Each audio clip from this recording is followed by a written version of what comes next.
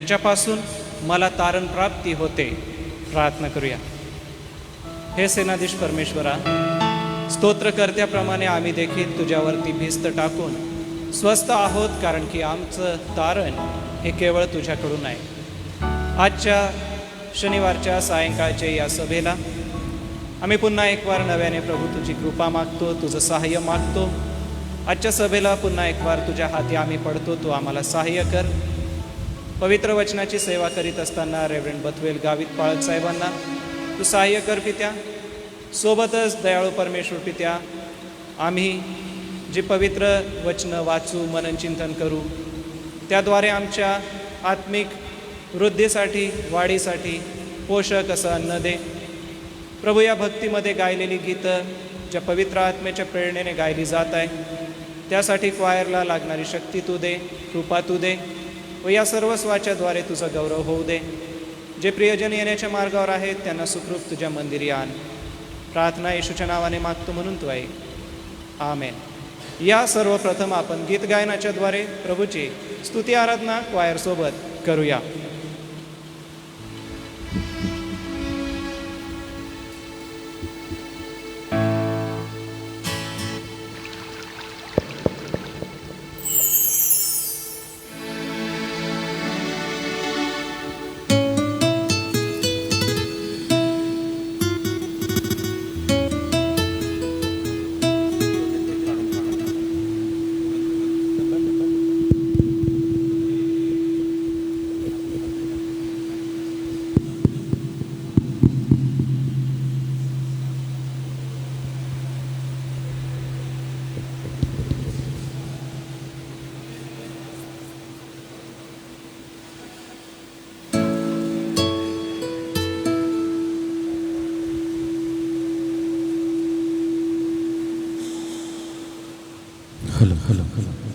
Hello hello hello hello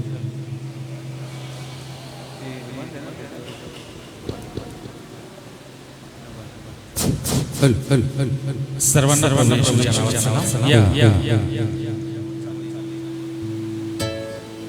आज सायंकाळच्या सभेला सुरुवात करत आहोत. आमच्या प्रभूचं नाव किती किमती आहे, अनमोल आहे, किती महान आहे, आशा देणारा, याचा प्रत्यय आम्हाला आमच्या रोजच्या जीवनामध्ये येत असतो. प्रभू येशूचं नाव म्हणजे त्याची प्रार्थना करणं. जगामध्ये कोणतंही धन नाही जे येशूपेक्षा मोठं असेल. सोने चांदी से भी ज्यादा कीमती तू, हीरे मोती से भी ज्यादा कीमती तू, मेरे खुदा तू है सब कुछ मेरा. सुंदर गीत प्रभूची स्तुती करीत आपण सर्व या वेळेला गाणार आहोत.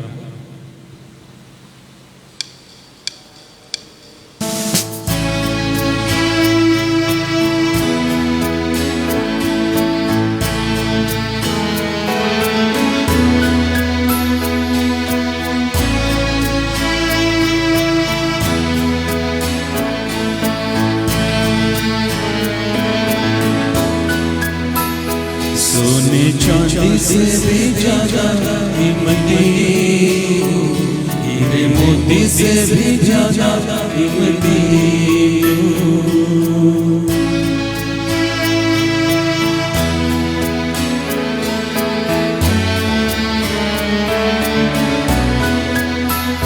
सोने चांदी से भी ज्यादा कीमती, हीरे मोती से भी ज्यादा कीमती. सोने चांदी से भी ज्यादा कीमती तू, हीरे मोती से भी ज्यादा कीमती तू. मेरे खुदा तू है सब कुछ मेरा. मेरे खुदा तू है सब कुछ मेरा.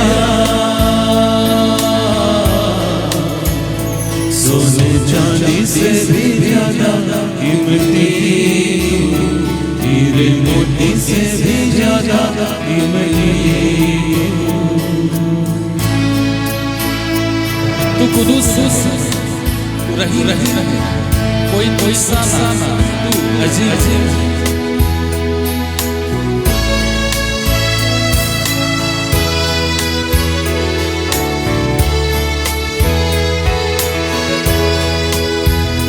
तू कुदूस है, तू रहीम है, कोई तुझसा ना, तू अजीब है, तू कुदूस है, तू रहीम है, कोई तुझसा ना, तू अजीब है। जिंदगी से भी ज्यादा कीमती तू, मेरी हर खुशी से ज्यादा कीमती तू, जिंदगी से भी ज्यादा कीमती तू, मेरी हर खुशी से ज्यादा कीमती तू, मेरे खुदा तू है सब कुछ मेरा, मेरे खुदा तू है सब कुछ मेरा। सोने चांदी से भी ज्यादा कीमती तू, हीरे मोती से भी ज्यादा कीमती तू, सोने चांदी से भी ज्यादा कीमती तू, हीरे मोती से भी ज्यादा कीमती तू।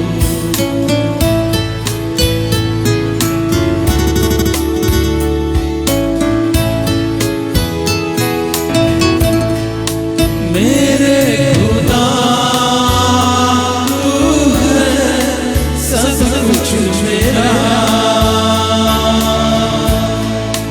मेरे खुदा तू है सब कुछ मेरा।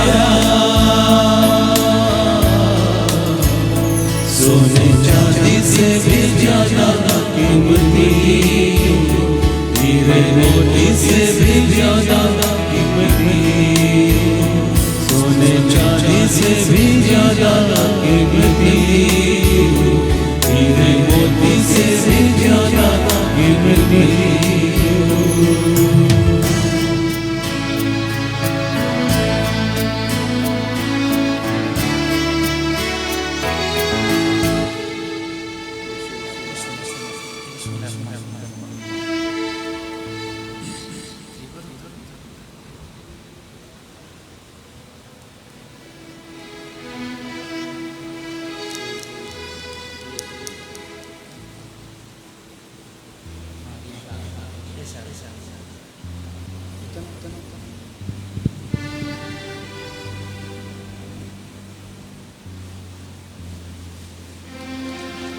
यीशु ने अपना खून बहा मुझे बचा क्यों ना मैं गाऊं उसी के मुझे बचा अपना सर्वांचा परिचय देता है सर्वम प्रभु स्तुति करी अपन गीत गाऊया।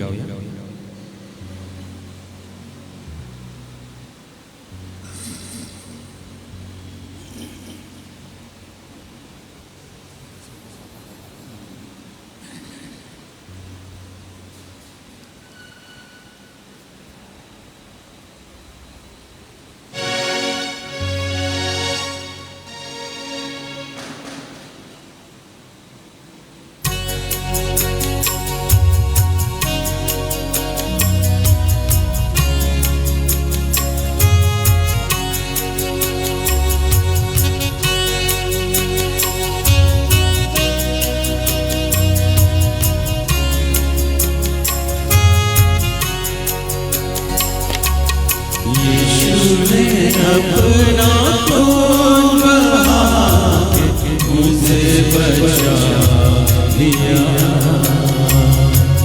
क्यों न मैं गाऊंगा खून उसी के मुझे बचा लिया।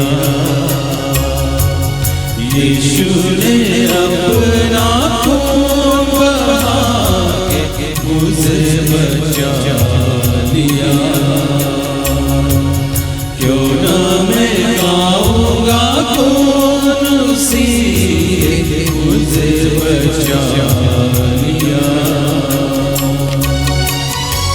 जब मैं गुनाहों में पड़ा हुआ यीशु आ गया, उसी के मारे जाने से मैं जीवन पा गया। इसलिए गाऊंगा उसी के मुझे बचा लिया।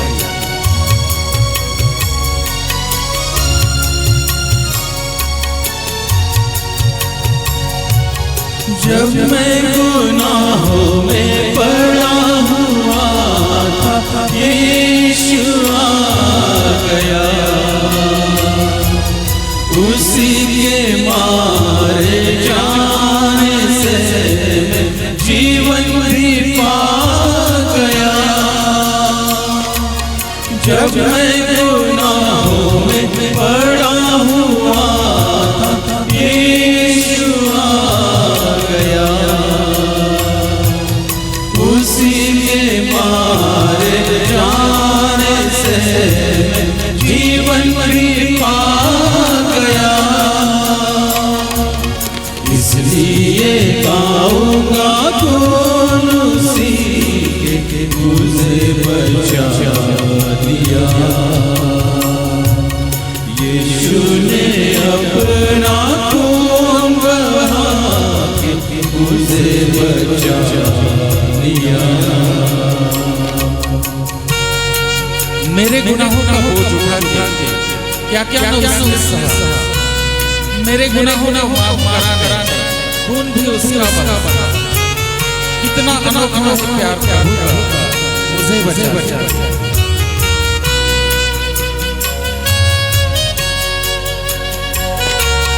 मेरे गुनाहों का बोझ उठा के क्या न उसने सहा। मेरे गुनाहों को माफ कराने खून भी उसका बहा। मेरे गुनाहों का बोझ उठा के क्या न उसने सहा। मेरे गुनाहों को माफ कराने खून भी उसका बहा। कितना अनोखा है प्यार प्रभु का मुझे बचा लिया। यीशु ने अपना खून बहा के मुझे बचा लिया। सेवा करेंगे प्यारे प्रभु की, जैसा कि उसने कहा। मर भी मिटेंगे प्यारे प्रभु में, जैसा कि उसने सहा। हरदम गाएंगे कि उसी के मुझे बचा।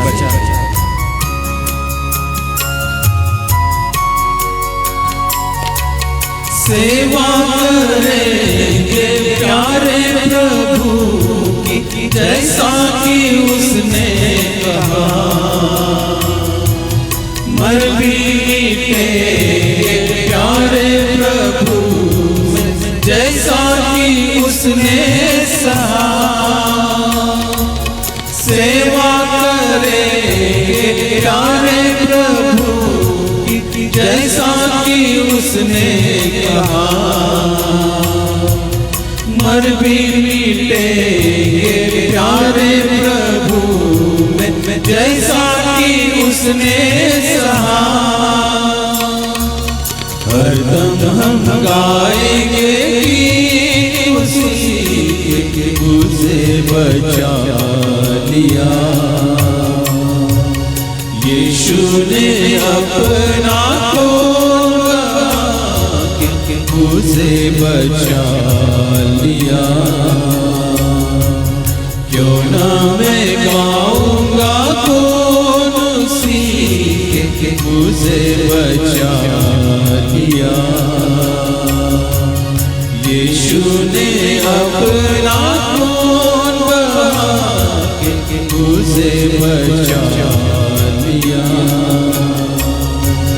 मुझे बचा लिया, मुझे बचा लिया।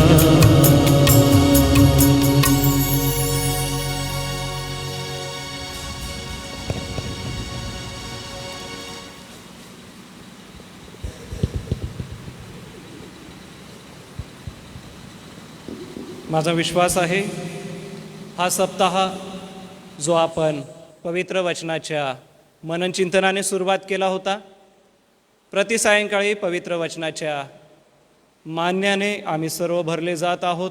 देवाच्या पवित्र वचनाची जी ओळख आम्हाला प्रतिदिवशी नव्याने होते, प्रभुदेव बाप आजच्या सायंकाळी देखील आम्हाला पवित्र वचनाने भरण्यासाठी तयार आहे। या आपण प्रार्थनापूर्वक प्रभूकडे सहाय्य मागूया। आपले नियोजित वक्ते रेव्हरंड बथवेल गावित यांना प्रभूच्याकडून मिळणारं जे सामर्थ्य आहे ते प्राप्त होऊन जी पवित्र वचनाची सेवा त्यांच्या करवी आमच्यासाठी होते, देवाच्या या प्रियदासासाठी आपण विशेष कृपा मागूया। हे आमच्या सेनाधीश परमेश्वर पित्या, तुला धन्यवाद देतो, कारण की ख्रिस्ताने वधस्तंभावरती आपलं रक्त सांडलं आणि आमचा बचाव झाला। प्रभू, ही वार्ता आमच्या कानावर पोचण्यासाठी हा पवित्र सप्ताह आम्ही साजरा करीत आहोत। या पवित्र सप्ताहामध्ये प्रति सायंकाळी परमेश्वर पित्या, तू आम्हा संगती बोलत आहेस म्हणून तुला धन्यवाद देतो। आज सायंकाळी विशेष आम्ही प्रार्थना करतो, दिवसभरातल्या सर्व कामांमध्ये तू आम्हाला मदत केली, सहाय्य केलं। जे जे काम आम्ही हाती घेतलं परमेश्वरा, ते सर्व काम सिद्धीस गेलं। आणि आता या सायंकाळी आमच्या संपूर्ण कुटुंबासमवेत एकत्र बसून पवित्र वचनाचा निरोप काय आहे तो ऐकून घेण्यासाठी आम्ही सज्ज होत असताना तुझ्या प्रिय दासासाठी आम्ही विशेष शक्ती मागतो, सहाय्य मागतो। रेव्हरंड बथवेल गावित यांना प्रभू, जो गौरवी पाळकीय सेवेचा अनुभव, सोबतच प्रशासकीय सेवेचा जो अनुभव तू दिलास, त्यांच्या अनुभवाच्या द्वारे आणि प्रभू जो पवित्र वचनाचा गाढा अभ्यास त्यांचा आहे त्याद्वारे तू आम्हाला सप्ताहभर भरीत आहेस, म्हणून आम्ही आभार मानतो। आजच्या सायंकाळी पाळकसाहेबांसाठी आम्ही विशेष प्रार्थना करतो। प्रभू, तुझ्या पवित्र आत्म्याची मोकळीक त्यांना दे, त्यांच्या करवी तू आम्हाशी बोल आणि पवित्र वचन आम्हाकडे येत असताना वचनानुसार जीवन जगण्यास आम्हाला शक्ती दे। पुन्हा एक वार या सभेचा ताबा प्रभू तू घे व तुझ्या कृपेने आम्ही कसं चालावं, कसं वागावं यासाठी नव्याने तू आम्हाशी बोल। प्रार्थना येशूच्या नावाने मागतो म्हणून तू ऐक, आमेन। आपल्या सगळ्यांच्या उपस्थितीमध्ये आपल्या सभेचे नियोजित वक्ते रेव्हरंड बथवेल गावित पाळकसाहेब यांचं मी स्वागत करतो व पुढील वेळ वचनाच्या सेवेसाठी मी त्यांच्या हाती देतो।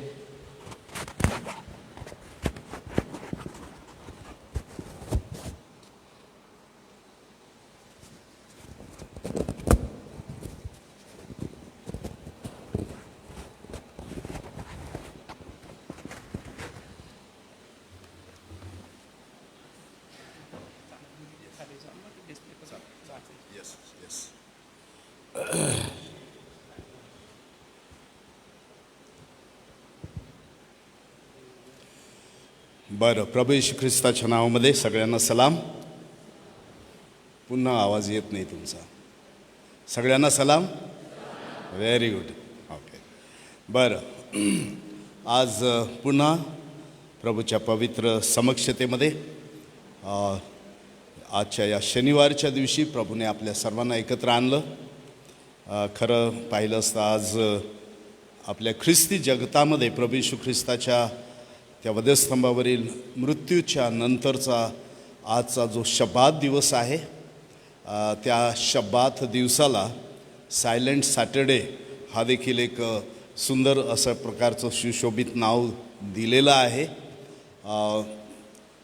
परंतु खऱ्या अर्थाने जर यहुद्यांच्या चालीरीतीप्रमाणे, त्यांच्या कॅलेंडरप्रमाणे जर पाहिलं तर आजचा हा शब्बात दिवस आणि शब्बात दिवशी इस्रायलमध्ये आज देखील काहीही केलं जात नाही, सायलंट असतं। तिथं शब्बात दिवशी जर तुम्ही गेलात तर रस्त्यावर तुम्हाला गाड्या दिसणार नाही. कुटुंब सिनगॉगमध्ये पायी जाताना तुम्हाला दिसतील. सिनगॉगमधून म्हणजे त्यांच्या यरुशलेममध्ये सध्या मंदिर नाही, म्हणून यहुदी लोक जिथं जिथं आहे तिथं सिनगॉग त्यांनी स्थापन केलेले आणि सिनगॉगमध्ये ते उपासना करण्यासाठी, भक्ती करण्यासाठी जातात. आणि मग तिथून आल्यानंतर यरुशलेममध्ये जर तुम्हाला कधी योग आला जाण्याचा तर तुम्हाला दिसतील वेगवेगळी कुटुंब वेगवेगळ्या झाडाखाली, बगीचांमध्ये, गार्डन्समध्ये आपला वेळ आपल्या कुटुंबियांच्या सोबत घालवतात. मात्र कोणत्याही प्रकारचं क्रिएटिव्ह जे कार्य आहे ते क्रिएटिव्ह कार्य ते त्या ठिकाणी करत नाही. तुम्ही जर एखाद्या हॉटेलमध्ये जर थांबला तर त्या हॉटेलमध्ये देखील हॉटेलची जी लिफ्ट आहे ती त्या दिवशी बंद असते. जर जास्त माळे असतील तर काही ठिकाणी एकच लिफ्ट चाललेली असते, अदरवाईज लिफ्ट देखील नाही. कारण ऊर्जा निर्माण न करण्याचं एक प्रकारचं त्यांचं जे तत्त्व आहे ते तत्त्व, आणि ते मला वाटतं ख्रिस्ती जगतामध्ये थोडंसं आलेलं दिसतं. आणि म्हणून आपण शनिवारच्या दिवशी सायलंट राहतो, शांत राहतो. आणि म्हणून मला वाटतं आज शनिवारच्या दिवशी थोडीशी उपस्थिती आपली नाजूक आहे असं म्हणायला हरकत नाही, नाही का? कारण आम्ही यहुद्यांचे फॉलोअर्स आहोत. तर एनीहाऊ ते परमेश्वराचे आभार मानू आज पुन्हा त्याच्या पवित्र समक्षतेमध्ये. आणि या सायलंट सॅटर्डेच्या दिवशी पुन्हा प्रभू त्याच्या वचनाच्याद्वारे जे काही आपल्याला मार्गदर्शन करू इच्छित आहे त्या वचनांकडं आपण लक्ष देण्याचा प्रयत्न करणार आहोत. प्रार्थना करू आणि मग त्यानंतर आजच्या वचनांकडं आपण जाणार आहोत. आमच्या सर्व समर्थ सेनाधीश परमेश्वरा, राजांच्या राजा, प्रभूंच्या प्रभू, तुला मी धन्यवाद देतो. तुझी आम्ही स्तुती आणि स्तुती करतो. कारण स्तुतीस पात्र, गौरवास योग्य, जिवंत प्रभू परमेश्वर केवळ तूच आहेस. तू आमचा राजा आहेस, प्रभू आहेस, तू आमचा मालक आहेस आणि तू आमचा प्रेमळ पिता देखील आहेस. तुझ्या लेकरांची तू सदैव काळजी घेतोस. आम्हा सर्वांची तू काळजी घेतलीस. आणि या पवित्र सप्ताहामध्ये, आनंदाच्या सप्ताहामध्ये, आजच्या या शेवटच्या दिवशी ज्याला यहुद्यांच्या चालीरीतीनुसार शब्बात दिवस मानण्यात येतो, त्या दिवशी देखील तू आमचा सांभाळ केला.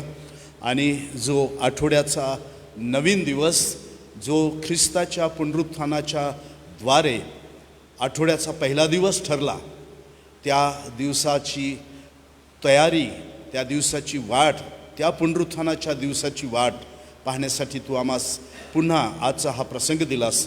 आभार मानतो, तुला धन्यवाद देतो. आजच्या या सायंकाळच्या वेळेस आम्ही सर्वजण तुझ्या पवित्र हाती समर्पित होत आहोत. आमची प्रार्थना आहे प्रभू, तुझ्या पवित्र आत्म्याच्या मार्गदर्शनाच्या द्वारे तू चालव. तुझी कृपा, तुझी दया तू पुरव. पवित्र आत्म्याचं सहाय्य, मार्गदर्शन तू पुरव आणि तुझं गौरव आम्हा प्रत्येकाच्या द्वारे होऊ दे. प्रभू, मी स्वतः तुझ्या पवित्र हाती समर्पित होतो. माझा सर्व अशक्तपणा पवित्र आत्म्या तू दूर कर. मंडळीला तुझ्या पवित्र हातामध्ये समर्पित करतो आणि येणारं तुझं वचन ते ग्रहण करण्यासाठी, समजण्यासाठी, केवळ बौद्धिक नव्हे परंतु आध्यात्मिक रीतीने त्याला ग्रहण करण्यासाठी प्रत्येकाला तू तुझं सहाय्य दे. शैतानाच्या सर्व प्रकारच्या बाधा ख्रिस्ताच्या नावामध्ये तू दूर कराव्यास अशी मी तुझजवळ प्रार्थना आणि विनंती करत आहे. मी सर्वजण तुझ्या पवित्र हाती समर्पित होतो. ही जागा तुझ्या पवित्र हातामध्ये आम्ही समर्पित करतो. येशूच्या पवित्र नावाने ही प्रार्थना केली म्हणून तू ऐक. आमेन, आमेन. आज ज्या वचनांकडं आपण पाहणार आहोत ते इफिस्कराचं पत्र 4था अध्याय आणि 5 ते 16 हे वचनं आपण वाचणार आहोत. ही वचनं वाचल्यानंतर त्याच समान इतर जी काही वचनं आहेत जी आपल्याला डिस्प्ले करण्यात येतील, आपण वाचणार आहोत सर्व मिळून. त्या वचनांकडं देखील आपण पाहू आणि मग त्याच्यावर आपण थोडंसं जे स्पष्टीकरण आहे ते करण्याचा प्रयत्न करणार आहोत. पाळक साहेब वाचतील कृपा करून. इफिस्करास पत्र अध्याय 4 वचन 5 पासून पुढे. प्रभू एकच, विश्वास एकच, बाप्तिस्मा एकच. 7व्या वचनापासून. 7व्या वचनापासून पुढे. 7व्या वचनापासून. 7. तरी आपल्यापैकी प्रत्येकाला ख्रिस्ताने दिलेल्या दानाच्या परिमाणाप्रमाणे अनुग्रहरूपी देणगी प्राप्त झाली आहे. म्हणून तो म्हणतो, त्याने उच्चस्थानी आरोहण केले, तेव्हा त्याने कैद्यांना कैद करून नेले व मानवांना देणग्या दिल्या. त्याने आरोहण केले, यावरून तो पृथ्वीच्या अधोलोकी उतरला होता. यापेक्षा दुसरे काय समजावे? तो खाली उतरला होता, त्यानेच सर्व काही भरून टाकण्याच्या उद्देशाने सर्वोच्च स्वर्गावर आरोहण केले. आणि त्यानेच कोणी प्रेषित, कोणी संदेष्टे, कोणी सुवार्तिक, कोणी पाळक व शिक्षक असे नेमून दिले. ते यासाठी की त्यांनी पवित्र जनांच्या सेवेच्या कार्याकरता व ख्रिस्ताच्या शरीराची रचना पूर्णतेस नेण्याकरता सिद्ध करावे. देवाच्या पुत्रावरील विश्वासाच्या व तत्संबंधी परिपूर्ण ज्ञानाच्या एकत्वाप्रत प्रौढ मनुष्यपणाप्रत ख्रिस्ताची पूर्णता प्राप्त होईल अशा वृद्धीच्या मर्यादेप्रत आपण सर्व येऊन पोचू तोपर्यंत दिले. यासाठी की आपण यापुढे बाळासारखे असू नये, म्हणजे माणसांच्या धूर्तपणाने भ्रांतीच्या मार्गास नेणाऱ्या युक्तीने प्रत्येक शिकवणरूपी वाऱ्याने हेलकावणारे व फिरणारे असे होऊ नये. तर आपण प्रीतीने सत्याला धरून मस्तक असा जो ख्रिस्त त्याच्याप्रत सर्व प्रकारे वाढावे. त्याच्यापासून पुरवठा करणाऱ्या प्रत्येक सांध्याच्या योगे संबंध शरीराची जुळवणूक व जमवाजमव होत असते आणि प्रत्येक अंग आपल्या परिमाणाने कार्य करत असता आपली रचना प्रीतीमध्ये होण्यासाठी शरीर आपली वृद्धी करून घेते. देव या वाचलेल्या वचनावर त्याचा आशीर्वाद पाठवो. यातली आठवं वचन जे विशेष आहे ते 8व्या वचनाच्या अनुषंगाने इतर जे काही शास्त्रपाठ आहे त्या शास्त्रपाठांकडे आपण पाहणार आहोत. 8व्या वचनामध्ये म्हटलेले, म्हणून तो म्हणतो, त्याने उच्च स्थानी आरोहण केले, तेव्हा त्याने कैद्यांना कैद करून नेले व मानवांना देणग्या दिल्या. त्याने आरोहण केले, यावरून तो पृथ्वीच्या अधोलोकी उतरला होता. ह्यापेक्षा दुसरे काय समजावे? आणि या वचनाच्या अनुषंगाने पुन्हा जी इतर काही वचनं आहेत, पहिले पेत्राचं पहिलं पत्र, 3रा अध्याय, पेत्राचं 2रं पत्र, 2रा अध्याय, त्यातली वचनं आपण वाचणार आहोत. आणि मग त्याच्यानंतर यहुदाच्या पत्रामधून एकच अध्याय असल्यामुळे 6वं आणि 7वं वचन, त्या वचनांकडं बहुतांशी वेळा या सायलंट सॅटर्डेच्या दिवशी भाष्य केलं जातं, त्याच्यावर प्रवचनं केली जातात, त्याच्यावर वेगवेगळ्या प्रकारचं एक्सप्लेनेशन केलं जातं. आपण अनेक काही गोष्टी या शास्त्रपाठांमध्ये तुम्ही आजपर्यंत ऐकलेल्या असतील. आज कदाचित वेगळ्या दृष्टिकोनातून, वेगळ्या अँगलने या गोष्टी मी आपल्यासमोर सादर करेन. मात्र एक अत्यंत महत्त्वाची गोष्ट, जे देवाच्या वचनाची सेवा करणारे लोक आहेत आमच्यासारखे, पास्टर अनूप यांच्यासारखे, पाळकसाहेब या ठिकाणी जे बसलेले आहेत त्यांच्यासारखे, किंवा इतर जे काही कदाचित लेमन असतील, त्यांना परमेश्वराने वचनाच्या सेवेसाठी ओझं दिलेलं असेल, त्यांना मला एक प्रकर्षाने महत्त्वाचं सांगायचं हे आहे, जिथं देवाचं वचन बोलतं तिथं आपण बोलायला पाहिजे. जिथं देवाचं वचन सायलंट आहे, बोलत नाही, तिथं कदापि बोलू नये. आपलं मत तिथं कदापि व्यक्त करू देऊ नये. आणि मी आज त्याच प्रिन्सिपलला धरून, त्याच तत्वाला धरून, पवित्र आत्म्याच्या मार्गदर्शनाच्या द्वारे या वचनांकडं आपलं लक्ष वेधू इच्छित आहे. आणि म्हणून कदाचित यापूर्वी या वचनांवर किंवा या शास्त्रपाठांवर शनिवारच्या दिवशी प्रभू येशू ख्रिस्त शुक्रवारच्या दिवशी त्याला वधस्तंभावर देण्यात आलं, त्याला त्याची बॉडी नंतर काढण्यात आली, त्याचं शरीर वधस्तंभावरून उतरवण्यात आलं. दुसरा दिवस शब्बात असल्यामुळं, म्हणजे 6 वाजण्याच्या आधी, शुक्रवारच्या 6 वाजण्याच्या आधी त्यांना त्याचं शरीर कबरेमध्ये ठेवणं गरजेचं होतं. आणि आपल्याला माहिती आहे की अरिमथाईकर आणि 2 जे गुप्त शिष्य होते प्रभू येशू ख्रिस्ताचे, त्यांनी पिलाताकडून शरीराची याचना केली. ख्रिस्ताचं शरीर त्या वधस्तंभावरून उतरवलं आणि त्यांची जी कबर त्या ठिकाणी होती, त्या कबरेमध्ये प्रभू येशू ख्रिस्ताचा देह ठेवलेला आहे.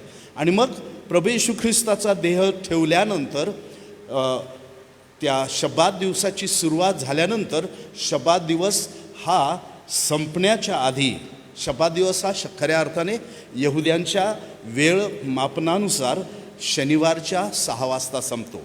कारण देवाच्या वचनामध्ये मी आपल्याला सांगितलं की त्यांची वेळ गणना ही संध्याकाळ 6 ते दुसऱ्या दिवशी संध्याकाळ 6 होत असते. आणि या पद्धतीने म्हणूनच जर तुम्ही शुक्रवारच्या 6 गुरुवारच्या 6 वाजेपासून शुक्रवारचा 6 1 दिवस, शुक्रवार ते शनिवार 2 दिवस आणि शनिवारच्या 6 वाजेपासून रविवारच्या 6 वाजेपर्यंत 3 दिवस. पण यहुदी वेळ गणना पद्धतीनुसार दिवसाचा कोणताही दिवसाचा 1 तास जरी त्या ठिकाणी त्या दिवसांमध्ये समावेश झाला तर त्याला तो पूर्ण दिवस त्या ठिकाणी त्यांच्या बोलण्यामध्ये त्यांच्या संस्कृतीमध्ये 3 दिवस असं म्हणण्यात येतं. आणि म्हणून खऱ्या अर्थाने 3ऱ्या दिवसाच्या अगदी सुरुवातीला ख्रिस्ताचं ज्यावेळेस पुनरुत्थान झालं काउंटिंगच्या दृष्टिकोनातून मग 3 दिवस असं त्या ठिकाणी. आणि येशू ख्रिस्ताला आपल्या विरोधकांनी चिन्ह मागितलं होतं आणि येशू ख्रिस्ताने काय म्हटलं, ही कुटील पिढी माझ्याकडून चिन्ह मागते. चिन्ह याचा अर्थ काहीतरी त्याने मोठा चमत्कार करावा, काहीतरी अद्भुत कृत्य करावं असं वाटत होतं. परंतु ख्रिस्त काय म्हणतो, मी त्यांना चिन्ह देणार नाही. फक्त कोणाचं चिन्ह देईल, तो योनाच्या चिन्हाशिवाय. योना 3 दिवस 3 रात्र माशाच्या पोटामध्ये जसा होता तसं मनुष्याचा पुत्र राहणार, अशा पद्धतीचं चिन्ह प्रभू येशू ख्रिस्ताने दिलं. चमत्कार त्या ठिकाणी केला नाही. तर मला म्हणायचं तात्पर्य हे आहे की आज शनिवारच्या दिवशी मग प्रभू येशू ख्रिस्त त्या कबरेमध्येच होता का? प्रभू येशू ख्रिस्ताने काय केलं? अनेक भाष्य तुम्ही कदाचित ऐकलं असेल. त्या भाष्याला मी खोडून काढत नाही. ते चुकीचं तुम्हाला कोणी सांगितलं, कोणी खरं सांगितलं, कोणी योग्य सांगितलं, त्याहीबद्दल मी वाच्यता करत नाही. मी या ठिकाणी टीका टिप्पणी करण्यासाठी उभा नाही. त्यांनी सांगितलं, कदाचित पवित्र आत्म्याच्या द्वारे आपण ग्रहण केलेलं असेल. कारण वचन ज्यावेळेस येतं, प्रियानो, एक महत्त्वाची गोष्ट आहे का, वचन ज्यावेळेस वचन सांगणाऱ्यांच्या द्वारे ज्यावेळेस येतं ते खरंच पवित्र आत्म्याच्या द्वारे प्रेरित असेल तर तुम्हाला ते कन्व्हिन्स करतं, तुम्हाला ते उद्युक्त करतं आणि तुम्हाला ते बिलीव करण्यासाठी सहाय्य करतं. पण तिथं वचनाचा जर अपभ्रंश त्या ठिकाणी होत असेल तर पवित्र आत्मा देखील तो जो होका यंत्राचा काटा जसा फिरतो तसं आपले विचार त्या ठिकाणी फिरत असतात. पण ज्यावेळेस सत्यवचन आपल्याला येतं पवित्र आत्मा कन्व्हिन्स करतो, कारण त्याचं ते कार्य आहे, देवाच्या वचनामध्ये म्हटलेले. आणि म्हणून या ठिकाणी कोणाचं मत खोडून टाकण्याचा माझा त्या ठिकाणी प्रयत्न नाही, परंतु देवाचं वचन काय सांगतं त्याच्याकडं आपण लक्ष देणार आहोत. आणि म्हणूनच त्याने आरोहण केले, ह्यावरून तो पृथ्वीच्या अधोभागी उतरला होता असं ज्यावेळेस आपण म्हणतो तर प्रभू येशू ख्रिस्त आणि ही जी काही इतर वचनं आहेत पेत्राच्या पत्रामधून आपण जे पाहणार आहोत त्या वचनांकडं देखील ज्यावेळेस आपण जातो, बघा ते वचन वाचूया. 1 पेत्र 3 अध्याय 18 आणि 20, 18 ते 20. कारण आपल्याला देवाजवळ नेण्यासाठी ख्रिस्तानेही पापाबद्दल म्हणजे नीतिमान पुरुषाने अनितिमान लोकांकरता एकदा मरण सोसले. तो देहरूपात जीवे मारला गेला आणि आत्म्यात जिवंत केला गेला. त्या आत्म्याच्या द्वारे त्याने जाऊन तुरुंगातील आत्म्यांना घोषणा केली, हे आत्मे म्हणजे पूर्वी नोहाच्या दिवसात तारू तयार होत असता देव सहन करत वाट पाहत होता, त्यावेळी ज्यांनी त्याची आज्ञा अवमानली तेच ते होत. त्या तारवात केवळ 8 जण पाण्यातून वाचवण्यात आले. या वचनामध्ये आपल्याला काय दिसतं की प्रभू येशू ख्रिस्त या शुक्रवारच्या त्याच्या मृत्यूनंतर शनिवारपर्यंत किंवा त्याच्या पुनरुत्थानापर्यंत काय करत होता त्याबद्दलचं भाष्य कदाचित आपण ऐकलेलं आहे. आणि असं म्हटलेलं आहे, कारण आपल्याला देवाजवळ नेण्यासाठी ख्रिस्तानेही पापाबद्दल म्हणजे नीतिमान पुरुषांनी अनितिमान लोकांकरता एकदा मरण सोसले.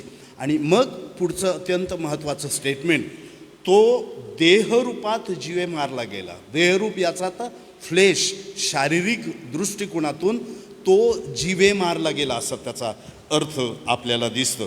आणि शरीर हे फ्लेश हे दिसतं, शरीर हे दिसतं. आणि म्हणून त्या वधस्तंभावर प्रभू येशू ख्रिस्त देहधारी रूपाने देहाने त्या ठिकाणी मरण पावला. फ्लेश त्याचं त्या ठिकाणी होतं, त्याचा देह टांगलेला होता, तो लोकांनी पाहिलेला आहे.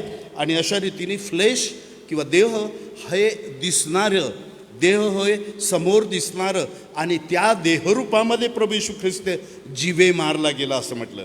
आणि आत्म्यात, आता बायबल सोसायटीचं आणि इव्हन पंडित रमाबाईंचं भाषांतर जर पाहिलं तर त्याच्यामध्ये आत्म्यात हा शब्द त्या ठिकाणी वापरलेला आहे.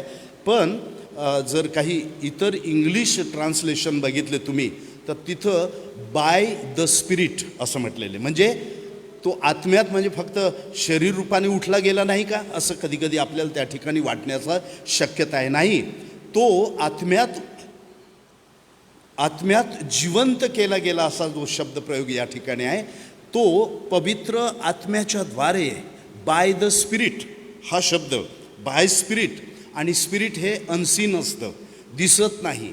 आणि म्हणूनच ख्रिस्त शरीर धारण करायचा, आपल्या शिष्यांच्या मध्ये यायचा, पुन्हा त्या ठिकाणी अंतर्धान पावत होता. अशा पद्धतीच्या गौरवयुक्त शरीरामध्ये पवित्र आत्म्याच्या शक्तीच्या द्वारे प्रभू येशू ख्रिस्त मेलेल्यामधून उठला गेला असं आपल्याला दिसतं. परंतु पुढच्या वचनामध्ये आपल्याला असं, त्या आत्म्याच्या द्वारे त्याने जाऊन तुरुंगातील आत्म्यांना घोषणा केली. आणि हे आत्मे म्हणजे पूर्वी नोहाच्या दिवसात तारू तयार होत असता देव सहन करीत वाट पाहत होता, त्यावेळी ज्यांनी त्याची आज्ञा अवमानली तेच ते होत. आणि इथं आपल्याला स्पष्टीकरणाची, पवित्र आत्म्याच्या मार्गदर्शनाची अत्यंत गरज त्या ठिकाणी अगदी स्पष्ट रीतीने दिसते. आता काही प्रश्न आपण आपल्या या टेक्स्टला विचारायचे आहेत. हा आपला आजचा टेक्स्ट आहे, त्याला प्रश्न काही विचारायचे आहेत. देवाच्या वचनाचा अभ्यास करत असताना याच पद्धतीने जे आपण वाचतो, जो पॅरेग्राफ वाचतो, त्या टेक्स्टला, त्या पॅरेग्राफला काही प्रश्न विचारायचे आणि तिथून मग काही उत्तरं आपल्याला मिळतात आणि मग त्याचं स्पष्टीकरण आणि मग त्याचं लागूकरण. ही देवाच्या वचनाच्या अभ्यासाची अगदी उत्तम अशा प्रकारची पद्धत आहे. इथं आपण काही या टेक्स्टला प्रश्न विचारू. तुरुंग म्हणजे काय? तुरुंगातील आत्मे, हे जो तुरुंग म्हणजे काय, त्याचा अर्थ काय आहे? आणि आत्मे म्हणजे काय?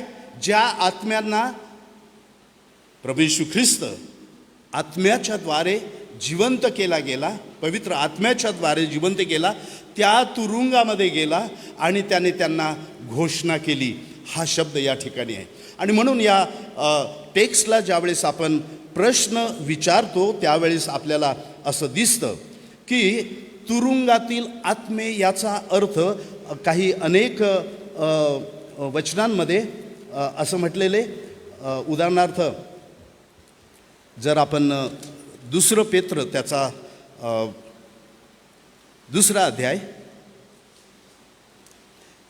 4थ्या वचनाच्या शेवटच्या भागामध्ये म्हटलेले, कारण ज्या देवदूतांनी पाप केले त्यांची देवाने गय केली नाही, तर त्यास नरकात, नरक म्हणजे टर्टॉईज असं म्हटलेले, त्या नरकात टाकले आणि न्यायनिवाड्याकरता राखून अंधकारमय खाड्यात ठेवले.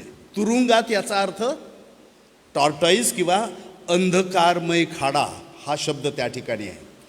आणि मग पुढचा प्रश्न आपण विचारूया, आत्म्यांना किंवा हे जे आत्मे आहेत हे कोणाच्या संदर्भातून बोलतात? आणि हे जे आत्मे आहेत ह्या आत्मे, कारण आपण टेक्स्टमध्ये पाहतो, त्या टेक्स्टमध्ये गेल्यानंतर आपल्याला नोहाच्या काळाची आठवण या ठिकाणी केलेली 20व्या वचनामध्ये. हे आत्मे म्हणजे पूर्वी नोहाच्या दिवसात तारू तयार होत असता. मग हे आत्मे काय आहेत की ज्या आत्म्यांना घोषणा करण्यात आली, ख्रिस्ताच्या द्वारे घोषणा करण्यात आली. आणि हा संदर्भ समजून घेणं अत्यंत गरजेचं आहे. आपल्याला माहिती आहे की लुसिफरच्या पतनानंतर लुसिफरचं पतन झालं. बरेचसे शास्त्राभ्यासक लोक असं म्हणतात की लुसिफर कोण होता. आपल्याला यशया 14 आणि यहजकेल 28 याच्यामध्ये लुसिफरचं सुंदर वर्णन, तो कोणत्या पोझिशनमध्ये परमेश्वराच्या सानिध्यामध्ये कसा होता आणि त्याला दैदिप्यमान तारा असं म्हटलं, त्याला तो अधिकार संपन्न अशा प्रकारचा होता.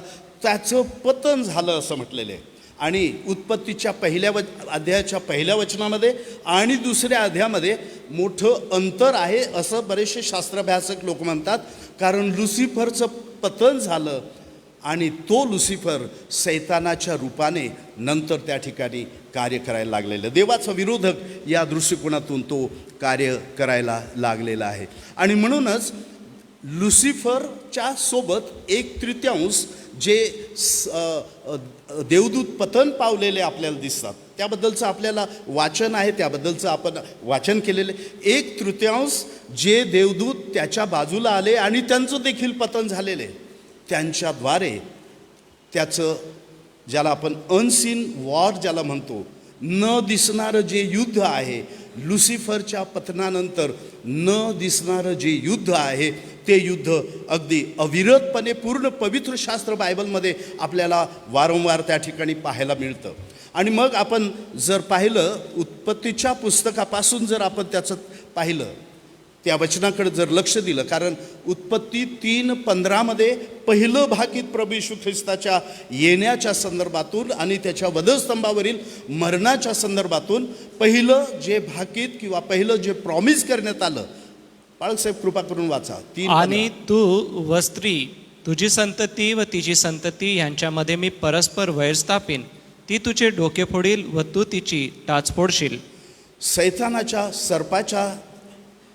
सर्पाला ज्यावेळेस परमेश्वराने शाप दिला, त्यावेळेस पहिलं प्रॉमिस या शापामध्ये कसं समाविष्ट आहे ते आपल्याला दिसेल.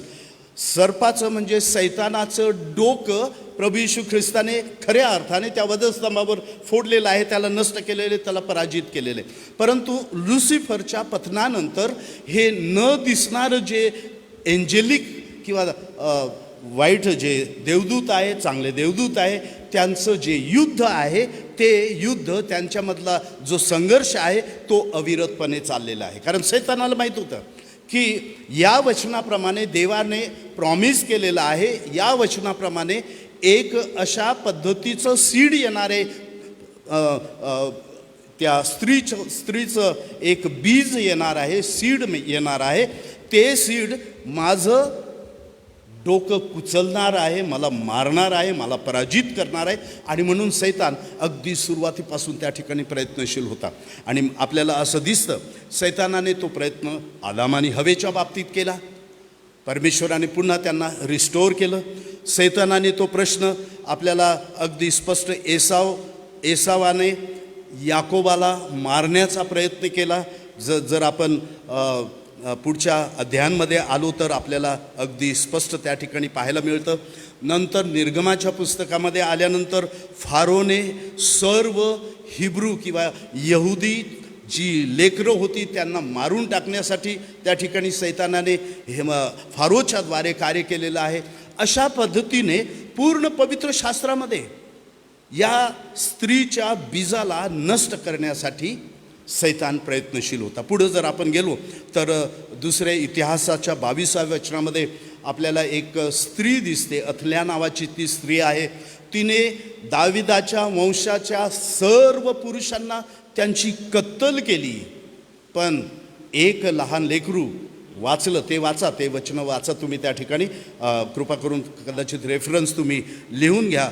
दुसरे इतिहास 22वा अध्याय 10 आणि 12 या वचनामध्ये, 10 ते 12 या वचनांमध्ये तो संदर्भ तुम्हाला सापडत. दाविदाची जी पूर्ण लाईन होती, पूर्ण वंश होता, तो नष्ट करण्यासाठी स्त्रीच्या द्वारे देखील सैतानाने त्या ठिकाणी कार्य केलेलं आहे. देवाने एका योआशला त्या ठिकाणी जिवंत ठेवलं आणि त्याच्याद्वारे ही लाईन पुढं त्या ठिकाणी चालली. नंतर एस्तेरच्या पुस्तकामध्ये येतो, हामान पूर्ण यहुद्यांना नष्ट करण्यासाठी तो एक प्रकारचा प्लॉट करतो, एक प्रकारची योजना आखतो. त्या योजनेमध्ये तो सक्सेस होत नाही. परमेश्वराने त्या ठिकाणी त्याला सांभाळलेलं आहे. नवीन करारामध्ये येतो आणि नवीन करारामध्ये आपल्याला दिसतं हेरोदाच्या द्वारे लहान लेकरांची जी कत्तल झालेली आहे, स्त्रीच्या बीजाला नष्ट करण्यासाठी हेरोदाचा देखील सैतानाने वापर केलेला आहे. कारण सैतानाला माहिती होतं की माझं डोकं कुचलण्यासाठी या स्त्रीचं संतान त्या ठिकाणी येणार आहे. नंतर प्रभू येशू ख्रिस्त ज्याला अरण्यामध्ये त्याची परीक्षा घेतली, त्या परीक्षेच्या द्वारे देखील आपल्याला असं दिसतं सैतान प्रभू येशू ख्रिस्ताला तिथं नष्ट करण्यासाठी उडी मार असं म्हटलं. आणि नष्ट करण्यासाठी तो त्या ठिकाणी प्रयत्नशील होता. नासरेत या गावामध्ये देखील प्रभू येशू ख्रिस्ताला कड्यावरून ढकलून देण्यासाठी नासरेतचे लोक त्या ठिकाणी कारणीभूत होते. येशू त्यांच्यामधून गुप्तपणे निघून गेला असं वचन आपल्याला अगदी स्पष्ट दिसतं. योहान 8मध्ये येतो आणि 59-60 या वचनांमध्ये जे शास्त्री परुषी होते ते त्याला मारण्यासाठी टपलेले असे आपल्याला दिसतात. आणि गुड फ्रायडेच्या दिवशी, उत्तम शुक्रवारच्या दिवशी 3 वाजता प्रभू येशू ख्रिस्त मेला, आता संपला, अशी धारणा सैतान आणि सैतानाचा हा पूर्ण जो 1/3 समूह आहे त्याला त्या ठिकाणी झालेला आहे. आता त्यांनी हात झटकले की आम्ही या संघर्षामध्ये या स्त्रीच्या बीजाला, प्रगटीकरणाच्या 12व्या अध्यायामध्ये अगदी स्पष्ट त्याचं वर्णन देण्यात आलेलं आहे की स्त्री मूल प्रसवली, तिला गिळण्यासाठी हा अजगर त्या ठिकाणी टपलेला होता. आणि त्याद्वारे देखील आपल्याला दिसतं की इस्रायल लोकांमधून जो ख्रिस्त येणार होता, जे स्त्रीचं बीज येणार होतं, त्या प्रभू येशू ख्रिस्ताला नष्ट करण्यासाठी त्या ठिकाणी. आणि मग या सर्वांना असं वाटलं त्या ठिकाणी की आता हा प्रभू येशू ख्रिस्त वधस्तंभावर गुड फ्रायडेच्या दिवशी 3 वाजता त्याने आपला प्राण सोडला. हा संघर्ष आता खऱ्या अर्थाने आम्ही जिंकलो असं या ठिकाणी सैतान आणि त्याच्या या संपूर्ण चमूला त्या ठिकाणी अगदी स्पष्ट रीतीने दाखवलं. सैतानाची जी कार्य करण्याची पद्धत आणि जे आपल्याला दिसत नाही त्याबद्दल दानियेलाच्या पुस्तकामध्ये सुंदर काही वर्णन त्या ठिकाणी केलेलं. दानियल प्रार्थनेसाठी बसलेला असतो आणि दानियल उपवास आणि प्रार्थना करतो. 9व्या अध्यायामध्ये टाईम टेबलच्या संदर्भातून कधी आमच्या राष्ट्राचं तू उद्धार करशील याबद्दलचं तो प्रगटीकरण मागत आहे. आणि मग 21 दिवस झाले प्रार्थनेचं उत्तर मिळालं नाही. देवदूत मनुष्याच्या रूपामध्ये या दानियेलाच्या समोर आला आणि मग दानियेला म्हणतो की दानियेला, तू ज्या दिवसापासून प्रार्थना सुरुवात केलेली आहे, तुझी प्रार्थना देवाकडे पोहोचली, देवाने त्या प्रार्थनेचं उत्तर मला सांगण्यासाठी तुला पाठवलं, परंतु मला पर्शियाचा प्रिन्स ऑफ पर्सिया असा शब्द त्या ठिकाणी वापरलेला आहे. तो अडवत. हा प्रिन्स ऑफ पर्सिया कोण आहे? सैतानाचा दूत आहे. सैतानाने अशाच पद्धतीने वेगवेगळ्या प्रकारचे दूत वेगवेगळ्या प्रांतावाईज, प्रत्येक प्रांताचं, भारताचा कदाचित एखादा असा प्रिन्स असावा, सैतानाचा प्रतिनिधी असावा, तो या भारताचं प्रतिनिधित्व करत आहे. आणि पर्सियाचा दूत त्याने मला अडवलं असं म्हटलं. आणि मग आद्य देवदूत मायकल तो माझ्या मदतीला आला आणि दानियेला, तुला मी आता प्रगती सांगणार आहे. आणि मग 9व्या अध्यायामध्ये त्याने पूर्ण जो टाईम टेबल होता ख्रिस्ताच्या येण्यापर्यंतचा तो त्याने त्या ठिकाणी विधित केलेला आपल्याला दिसतो. हे मी उदाहरण यासाठी सांगितलं की न दिसणारं हे जे जगत आहे त्यामधला हा कॉन्फ्लिक्ट, यामधला जो संघर्ष आहे तो संघर्ष पवित्र शास्त्र बायबलमध्ये आपल्याला स्पष्ट दिसतं. आता जो संदर्भ या ठिकाणी आपण वाचला पेत्राच्या पत्रामधून, जे आत्मे या तुरुंगामध्ये म्हणजे टॉर्टॉईजमध्ये किंवा या अंधकारमय खाड्यामध्ये ठेवण्यात आलेले आहेत, ते आत्मे मग नेमके काय आहेत? जर नोहाचा उल्लेख त्या ठिकाणी करण्यात आला तर आपल्याला उत्पत्तीच्या पुस्तकाच्या 6व्या अध्यायामध्ये जावं लागेल. आणि उत्पत्तीच्या पुस्तकाच्या 6व्या अध्यायामध्ये एक सुंदर असा शब्द त्या ठिकाणी वापरण्यात आलेला आहे. आणि तो शब्द काय म्हणतो? देवपुत्रांनी मानव कन्या पाहिल्या, त्या सुंदर आहेत असं त्यांना वाटलं आणि त्यांनी या सुंदर स्त्रियांशी त्या ठिकाणी समागम केला आणि त्याद्वारे जी संतती निर्माण झाली, त्यांना महाकाय असं म्हटलेलं आहे, परंतु ती अत्यंत दुष्ट अशा प्रकारची संतती निर्माण झालेली आपल्याला पाहायला मिळते. आणि मग पुढच्या वचनांमध्ये यहुदाच्या पत्राच्या 6 आणि 7 वचनांमध्ये जर आपण पाहिलं, 6व्या वचनामध्ये या देवदूतांच्या बाबतीत म्हटलं, ज्या देवदूतांनी आपले अधिकारपद न राखता आपले वसतिस्थान सोडले, त्यास निरंतरच्या बंधनात निबिड काळोखामध्ये महान दिवसाच्या न्यायाकरता राखून ठेवले असं म्हटलेलं आहे. आणि या पद्धतीने हे जे पतित देवदूत होते त्या देवदूतांनी मानवकन्यांशी व्यवहार केला असं म्हटलेलं आहे. आता हे देवपुत्र म्हणजे खरंच देवदूत आहेत का, त्याचा अनेक संदर्भ पवित्र शास्त्रामध्ये आहे. आणि अनेक संदर्भ जर आपण पाहिला आणि विशेषतः जर चर्च ट्रॅडिशन आणि चर्च फादर्स जे आपण म्हणतो, ज्या चर्च फादर्स आणि चर्च ट्रॅडिशनच्या द्वारे आपल्याकडं बरंचसं जे लिखाण त्या ठिकाणी उपलब्ध आहे, त्याच्यामध्ये देखील अगदी स्पष्ट सांगितलेले आहे की देवाची डायरेक्ट निर्मिती असल्यामुळं त्यांना देवदूतांना देवपुत्र हा शब्द वापरण्यात आलेला आहे. जर लुकाच्या शुभवर्तमानामध्ये आपण गेला 3ऱ्या अध्यायामध्ये प्रभू येशू ख्रिस्ताची वंशावळ सांगण्यात आलेली, तिथं देखील आदामाला देवपुत्र हा शब्द वापरण्यात आलेला आहे. कारण आदाम परमेश्वराची डायरेक्ट निर्मिती होती आणि म्हणून तो देवपुत्र या दृष्टिकोनातून. देवदूत देखील देवाची डायरेक्ट निर्मिती होती. इयोबाच्या पहिल्या अध्यायामध्ये देखील आपण ज्यावेळेस पाहतो देवपुत्र परमेश्वरासमोर उपस्थित झाले, तिथं सैतान देखील आला असं म्हटलेलं आहे.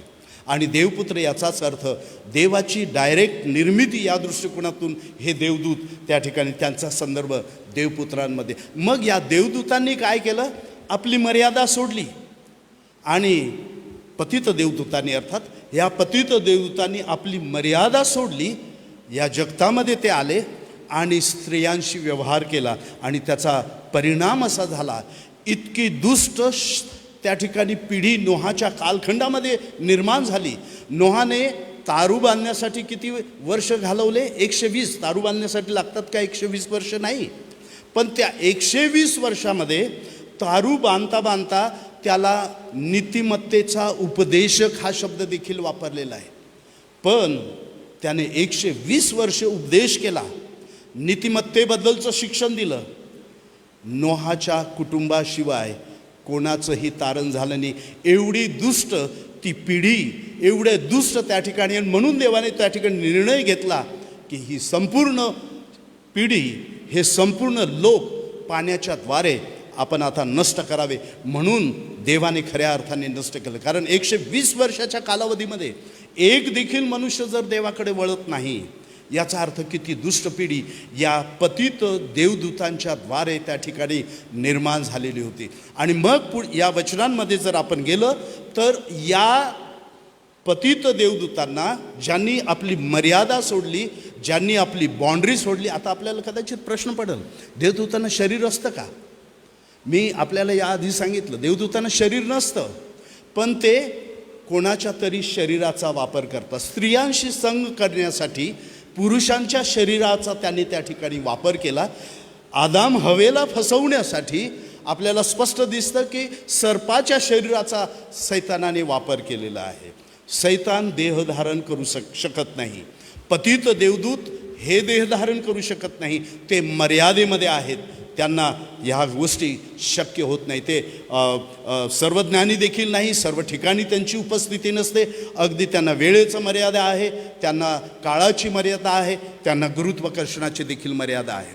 आणि मग असं म्हटलेलं आहे, या पतित देवदूतांना परमेश्वराने त्या अंधकारमयी खाड्यात टाकलं, ज्याला तुरुंग असा शब्द देखील आपण पेत्राच्या पत्रामध्ये वाचलेला आहे. आणि मग जे जगामध्ये, कारण इफिस्कराच्या पत्राच्या 6व्या अध्यायामध्ये म्हटलं, अंतरिक्षामध्ये आकाशातील दुरात्मे, जे आकाशातील दुरात्मे आहेत त्यांनी प्रभू येशू ख्रिस्ताचं मरण आणि वधस्तंभावरचं मरण अनुभवलेलं होतं. आणि मग आपण इफिस्कराच्या पत्रामध्ये जसं म्हटलं, सत्ताधीशांना, कलसैखराच्या पत्रामध्ये म्हटलं, सत्ताधीशांना त्याने नाडून उघड त्यांचं प्रदर्शन केलं. ते पाहिलं, परंतु या तुरुंगामधल्या आत्म्यांना ते ठाऊक नव्हतं. आणि असं म्हटलेलं आहे की प्रभू येशू ख्रिस्त या तुरुंगामधील आत्म्यांना त्या ठिकाणी सांगतो, घोषणा करतो, सुवार्ता सांगत नाही. जर मूळ ग्रीक शब्दाचा अर्थ तुम्ही या वचनांमध्ये जर पाहिला तर आपल्याला असं दिसतं, प्रभू येशू ख्रिस्ताने त्या ठिकाणी इव्हँजेलिझम हा शब्द वापरला नाही. प्रभू येशू ख्रिस्ताने जो शब्द वापरला,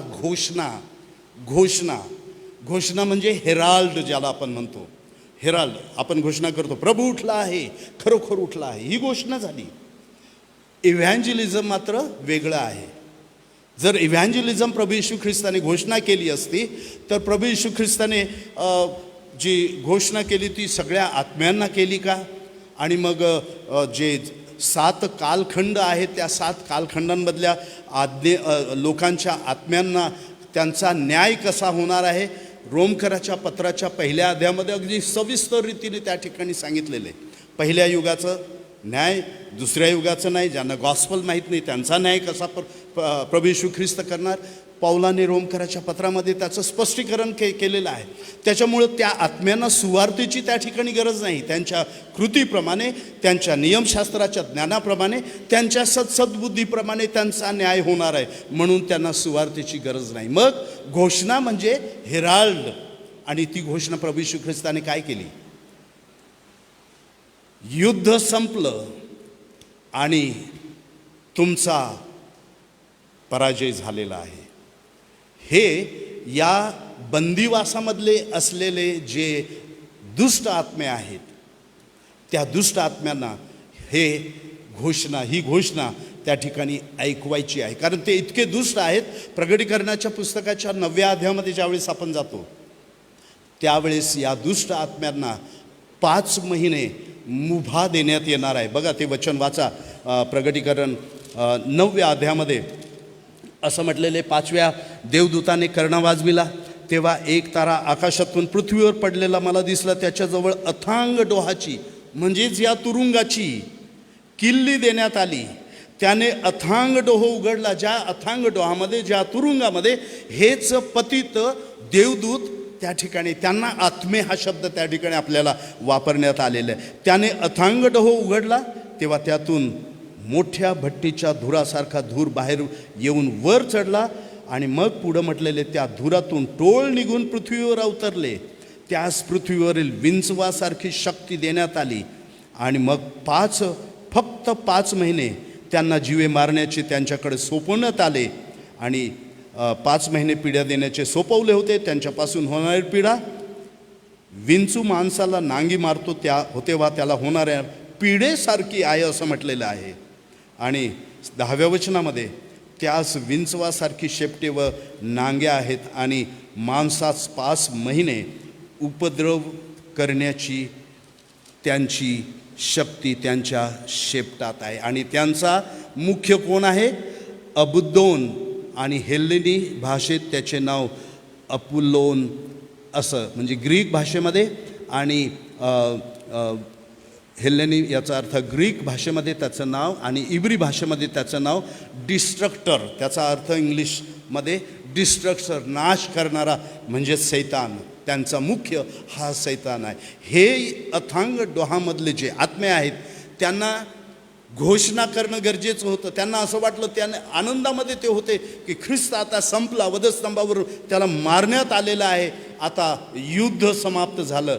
परंतु ख्रिस्ताने घोषणा केली की नाही, हे युद्ध मी जिंकलेलं आहे आणि तुमचा सर्वनाश हा त्या ठिकाणी ठेवलेला आहे.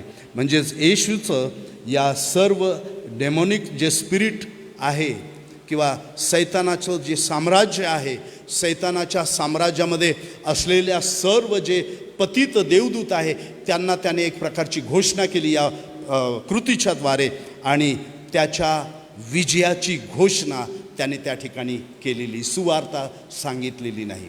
हा कॉन्टॅक्स्ट लक्षात ठेवून, हा संदर्भ लक्षात ठेवून मग आपण आपल्या मूळ टेक्स्टकडे त्या ठिकाणी आता पुन्हा येणार आहोत. आता हे जे स्पष्टीकरण आहे त्याच्याबद्दल जे देवाचं वचन पवित्र आत्म्याच्या द्वारे मार्गदर्शनाने जे आलेलं आहे ते आपण त्याच्यावर स्टडी करू शकता, विचार करू शकता.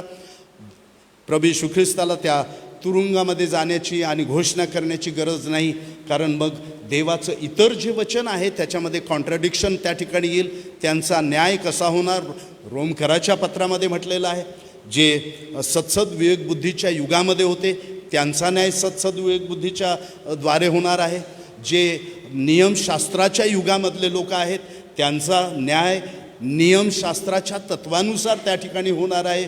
आणि जे त्याच्यानंतरच्या मंडळीच्या युगामधले जे लोक आहेत त्यांचा देखील न्याय परमेश्वर त्यांच्या कर्माप्रमाणे त्या ठिकाणी, त्यांच्या कृतीप्रमाणे त्या ठिकाणी करणार आहे असं रोमकराच्या पत्रामध्ये म्हटलेलं आहे. मग या आत्म्यांना जर ते खरंच नोहाच्या काळामधले आत्मे असते आणि त्यांना सुवार्थेची गरज त्या ठिकाणी लागली असती, तर मला वाटतं ते थोडंसं विरोधाभासाचं हे चित्र आपल्याला त्या ठिकाणी दिसतं.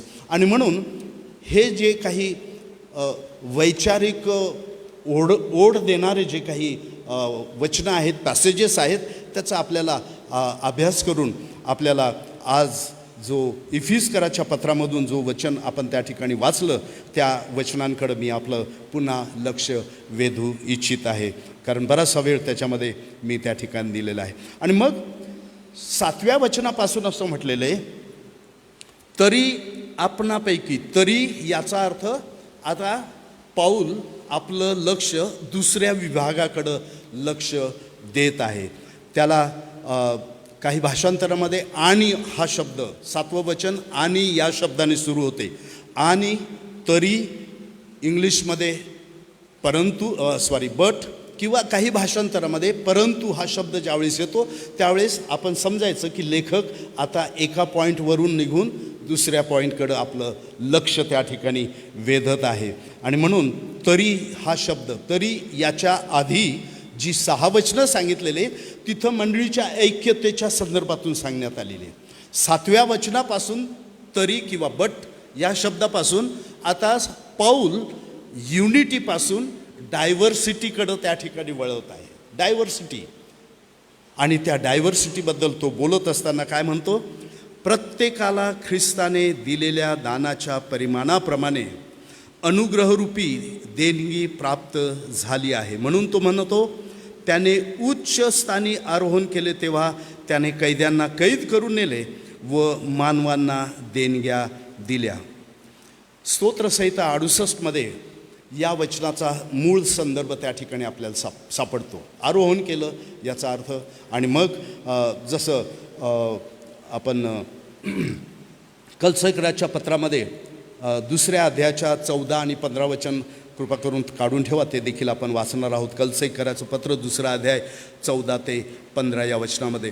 तर स्तोत्रसंहिता 68मध्ये या वचनाचा जो संदर्भ आहे तो जर संदर्भ आपण पाहिला तर दाविदाच्या काळामध्ये ज्यावेळेस ते युद्धाला जात होते, युद्ध जिंकत होते, ज्यावेळेस युद्ध जिंकत होते, शत्रू पक्षाला ते आपल्या ताब्यामध्ये घेत होते, आणि मग विजयी जी सेना राहत होती ती विजयी सेना एक प्रकारची जयोत्सवाने आपल्या शहरामध्ये प्रवेश करत होती.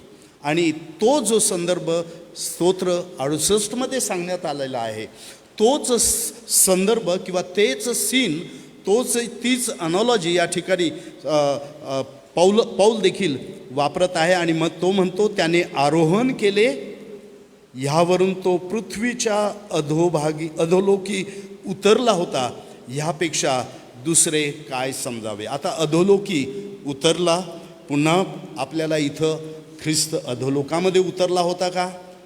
शुक्रवारच्या दिवशी तो मरण पावला? नाही, तो अर्थ त्याचा नाही.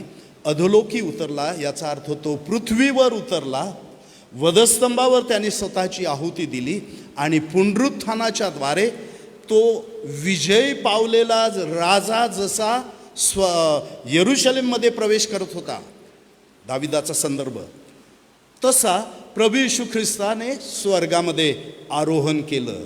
आणि म्हणून पृथ्वीवर तो आला, लीन झाला, मानवाचं रूप धारण केलं, वधस्तंभावरचं मरण त्याने त्या ठिकाणी धारण केलं, आणि पुनरुत्थित होऊन एखाद्या राजाप्रमाणे मिरवणुकीने तो स्वर्गामध्ये आरोहण झाला.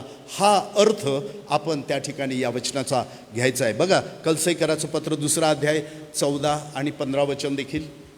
आपल्या विरुद्ध असलेले म्हणजे आपल्याला प्रतिकूल असलेले विधींचे ऋणपत्र त्याने खोडले व वधस्तंभाला खिळून त्याने ते रद्द केले.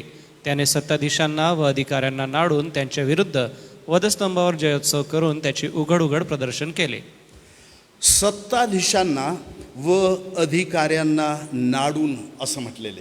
आता हे सत्ताधीश आणि अधिकारी कोण आहेत? पुन्हाच या इफिसकराच्या पत्राच्या 6व्या अध्यायामध्ये आपण जर पाहिलं 12व्या वचनामध्ये, कारण आपले झगडणे रक्तमांसाबरोबर नव्हे, तर सत्तांबरोबर, अधिकाऱ्याबरोबर, सध्याच्या काळोखातील जगाच्या अधिपतीबरोबर, आकाशातल्या दुरात्म्याबरोबर, ज्याला एंजेलिक स्पेअर आपण म्हणतो.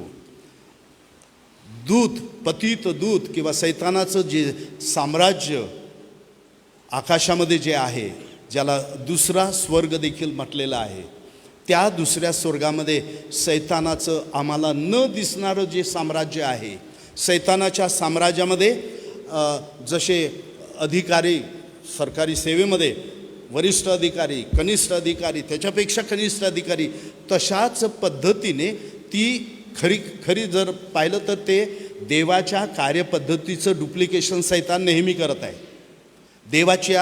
देवाने देखील तशाच प्रकारे रँकिंग ठेवलेली होती.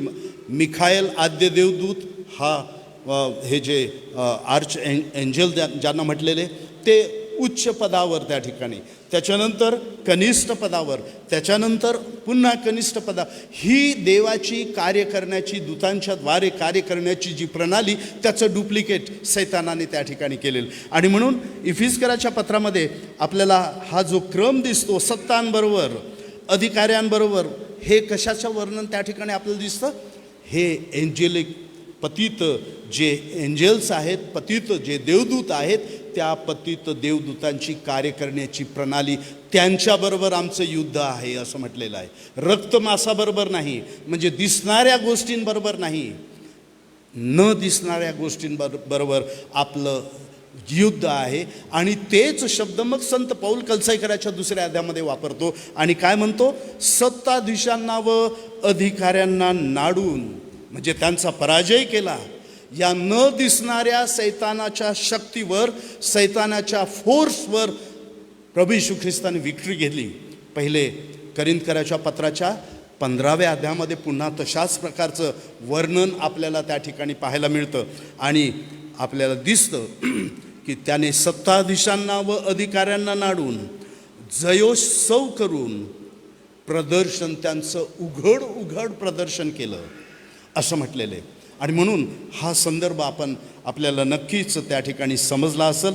आणि तो संदर्भ समजून मग आपल्याला असं त्या ठिकाणी दिसतं, जो खाली उतरला, इफिस 4:10 म्हटलं, तो जो खाली उतरला होता त्यानेच सर्व काही भरून टाकण्याच्या उद्देशाने सर्वोच्च स्वर्गावर आरोहण केलं. आणि त्याने विजयी जी एक प्रकारची मिरवणूक निघते, प्रभू येशू ख्रिस्ताचा विजय ज्यावेळी झालेला आहे, वधस्तंभावर प्रभू येशू ख्रिस्त मेला, तिथं संपला नाही, पूर्ण झाले हा शब्द मी आपल्याला काल अगदी स्पष्टरीतीने सांगितलेला आहे. रद्द केलेला आहे. देवाची योजना, उद्धाराची योजना ही पूर्ण झालेली आहे. ख्रिस्त मरण पावला आणि आता पुरं झालं, हा त्याचा अर्थ नाही. नैराश्याचा तो शब्द नाही, तो विजयाचा शब्द आहे. तिथूनच खऱ्या अर्थाने विजयाची ही सुरुवात आपल्याला दिसते. आणि मग त्याच्यानंतर त्याचं स्वर्गरोहण होईपर्यंत विजयाची जी प्रोसेस आहे, विजयाची जी मिरवणूक आहे, ती मिरवणूक आपल्याला त्या ठिकाणी दिसतं. 40 दिवसांमध्ये प्रभू येशू ख्रिस्ताने आपल्या शिष्यांना 10 दर्शन दिलेलं आपल्याला पाहायला मिळतं. आणि त्या दर्शनांमध्ये ख्रिस्त कसा विजयी झाला त्याचंच एक सुंदरसं एक प्रतिरूप आपल्याला स्पष्ट दिसतं. आणि मग या वचनामध्ये असं म्हटलेलं आहे, आपणा प्रत्येकाला, म्हणजे त्या काळामध्ये राजा विजयी पावल्यानंतर मिरवणुकीच्या द्वारे, जयोत्सवच्या द्वारे आपल्या राजधानीमध्ये प्रवेश करत होता. आणि मग जे काही लूट करत होता, जी काही शत्रुपक्षांकडून लूट आणलेली होती, स्वतः ठेवत नव्हता. रस्त्यावरून जाताना तो लोकांना वाटत होता, देणग्या देत होता, हे घे तुझ्यासाठी, हे घे तुझ्यासाठी. तेच चित्र या वचनामध्ये सांगितलेले. आणि तीच गोष्ट ख्रिस्ताच्या पुनरुत्थानाच्या द्वारे आणि स्वर्गरोहणाच्या द्वारे त्या ठिकाणी ख्रिस्त विजयी पावला, सैतानावर त्याने विजय मिळवला. त्या विजयाची घोषणा त्याने त्या अंधकारामयी खाड्यामधील अत्यंत जे दुष्ट दास होते, दुष्ट देवदूत होते, ज्यांनी आपली मर्यादा सोडली आणि 120 वर्ष नोहाने त्या ठिकाणी प्रीचिंग केलं, काहीही परिणाम न झालेली अशी जी पिढी त्यावेळेस होती, त्याच्यामुळं परमेश्वराला संपूर्ण पृथ्वीवरील लोकांना पाण्याच्या द्वारे, फ्लडच्या द्वारे, प्रलयाच्या द्वारे त्याचा नाश करणं हे क्रमप्राप्त होतं, कारण मनुष्याचे विचार एकसारखे वाईट होते असं त्या ठिकाणी म्हटलेलं आहे 6व्या अध्यायामध्ये. आणि दुःखाने मला आपल्याला ही आठवण करून देणं गरजेचं आहे. प्रभू येशू ख्रिस्त म्हणतो मनुष्याचा पुत्र येईल त्यावेळेस त्याला या पृथ्वीवर विश्वास सापडेल का? नोहाच्या दिवसांची जी परिस्थिती आहे त्या परिस्थितीचंच वर्णन ख्रिस्ताच्या येण्याच्या आधी. आणि म्हणून म्हटलं नोहाच्या दिवसांमध्ये जसे लोक लग्न करत होते, लग्न करून देत होते, तशाच पद्धतीची परिस्थिती ख्रिस्त प्रगट होण्याच्या आधी या जगामध्ये उद्भवणार आहे. आणि त्यावेळेस विश्वासणारे प्रभू येशू ख्रिस्ताला सापडतील का? म्हणून आम्हाला जागृत राहणं अत्यंत गरजेचं आहे. ख्रिस्ताचं येणं हे 2 टप्प्यांमध्ये होणारे तुम्ही कदाचित ऐकलेलं आहे. पहिला जो टप्पा आहे, ख्रिस्त अंतरिक्षामध्ये आकाशामध्ये प्रगट होणार आहे. आणि जे विश्वासणारे आहेत ते त्या पहिल्या टप्प्यामध्ये घेतले जातील. आणि म्हणून मत्तयाच्या 24-25, लुकाच्या 21व्या अध्यायामध्ये, मार्काच्या 13व्या अध्यायामध्ये जे शेवटच्या काळाचं भाकीत करण्यात आलेलं आहे ते मंडळीसाठी नाही. बऱ्याचशा वेळेस आमचा गैरसमज होतो की त्या कालखंडामध्ये आम्ही या जगामध्येच राहणार आहोत का? नाही, आम्ही घेतले जाणार खरे जर विश्वासणारे आहोत तर. पहिल्याच टप्प्यामध्ये, पहिल्याच फेजमध्ये आपण घेतले जाणार आहोत. ते जे भाकीत केलेलं आहे ते यहुदी लोकांसाठी, इस्रायलच्या लोकांसाठी, येरुशलेम शहरासाठी आणि 7 वर्षाचा शेवटचा जो महासंकटाचा कालखंड, ज्या कालाचे 2 भाग होतात, 3.5 वर्ष 3.5 वर्ष, त्या कालखंडाचं वर्णन त्या ठिकाणी करण्यात आलेलं आहे. अर्थात मार्काने मंडळीच्या युगामधलं देखील वर्णन त्या ठिकाणी अगदी स्पष्ट केलं, परंतु मंडळीच्या लोकांना घाबरण्यासाठी ते भाकीत लिहिण्यात आलेलं नाही. पहिल्या टप्प्यामध्ये आपण घेतले जाणार आहोत आणि मग त्याच्यानंतर ख्रिस्त विरोधक प्रगट होणार आहे. आणि ख्रिस्त विरोधक प्रगट होऊन जो शांतीचा करार इस्रायल आणि त्याच्या शत्रू पक्षाशी करणार आहे, त्या कराराच्या द्वारे 7 वर्षाचा दानियेलाने भाकीत केलेला जो कार्यकाल आहे त्याची सुरुवात त्या ठिकाणी होणार. मला हे सगळं यासाठी सांगत आहे मी की ख्रिस्ताचं येणं होईल त्यावेळेस विश्वासामध्ये आम्ही त्या ठिकाणी राहणार आहोत का? आपल्या टेक्स्टकडे येऊया. आणि मग या टेक्स्टमध्ये असं म्हटलेलं आहे की प्रत्येकाला ख्रिस्ताने दिलेल्या विजयोत्सव झाला ख्रिस्ताचा, तो स्वर्गामध्ये प्रवेश करता झाला. कारण चोराला त्याने अभिवचन काय दिलं? तू आज मजबरोबर सुखलोकात असशील, अधोलोकात नाही, सुखलोकात असशील. म्हणजेच ख्रिस्त हा स्वर्गामध्ये, सुखलोकामध्ये. आता सुखलोकाची देखील थोडक्यात कल्पना आपण समजून घेऊया.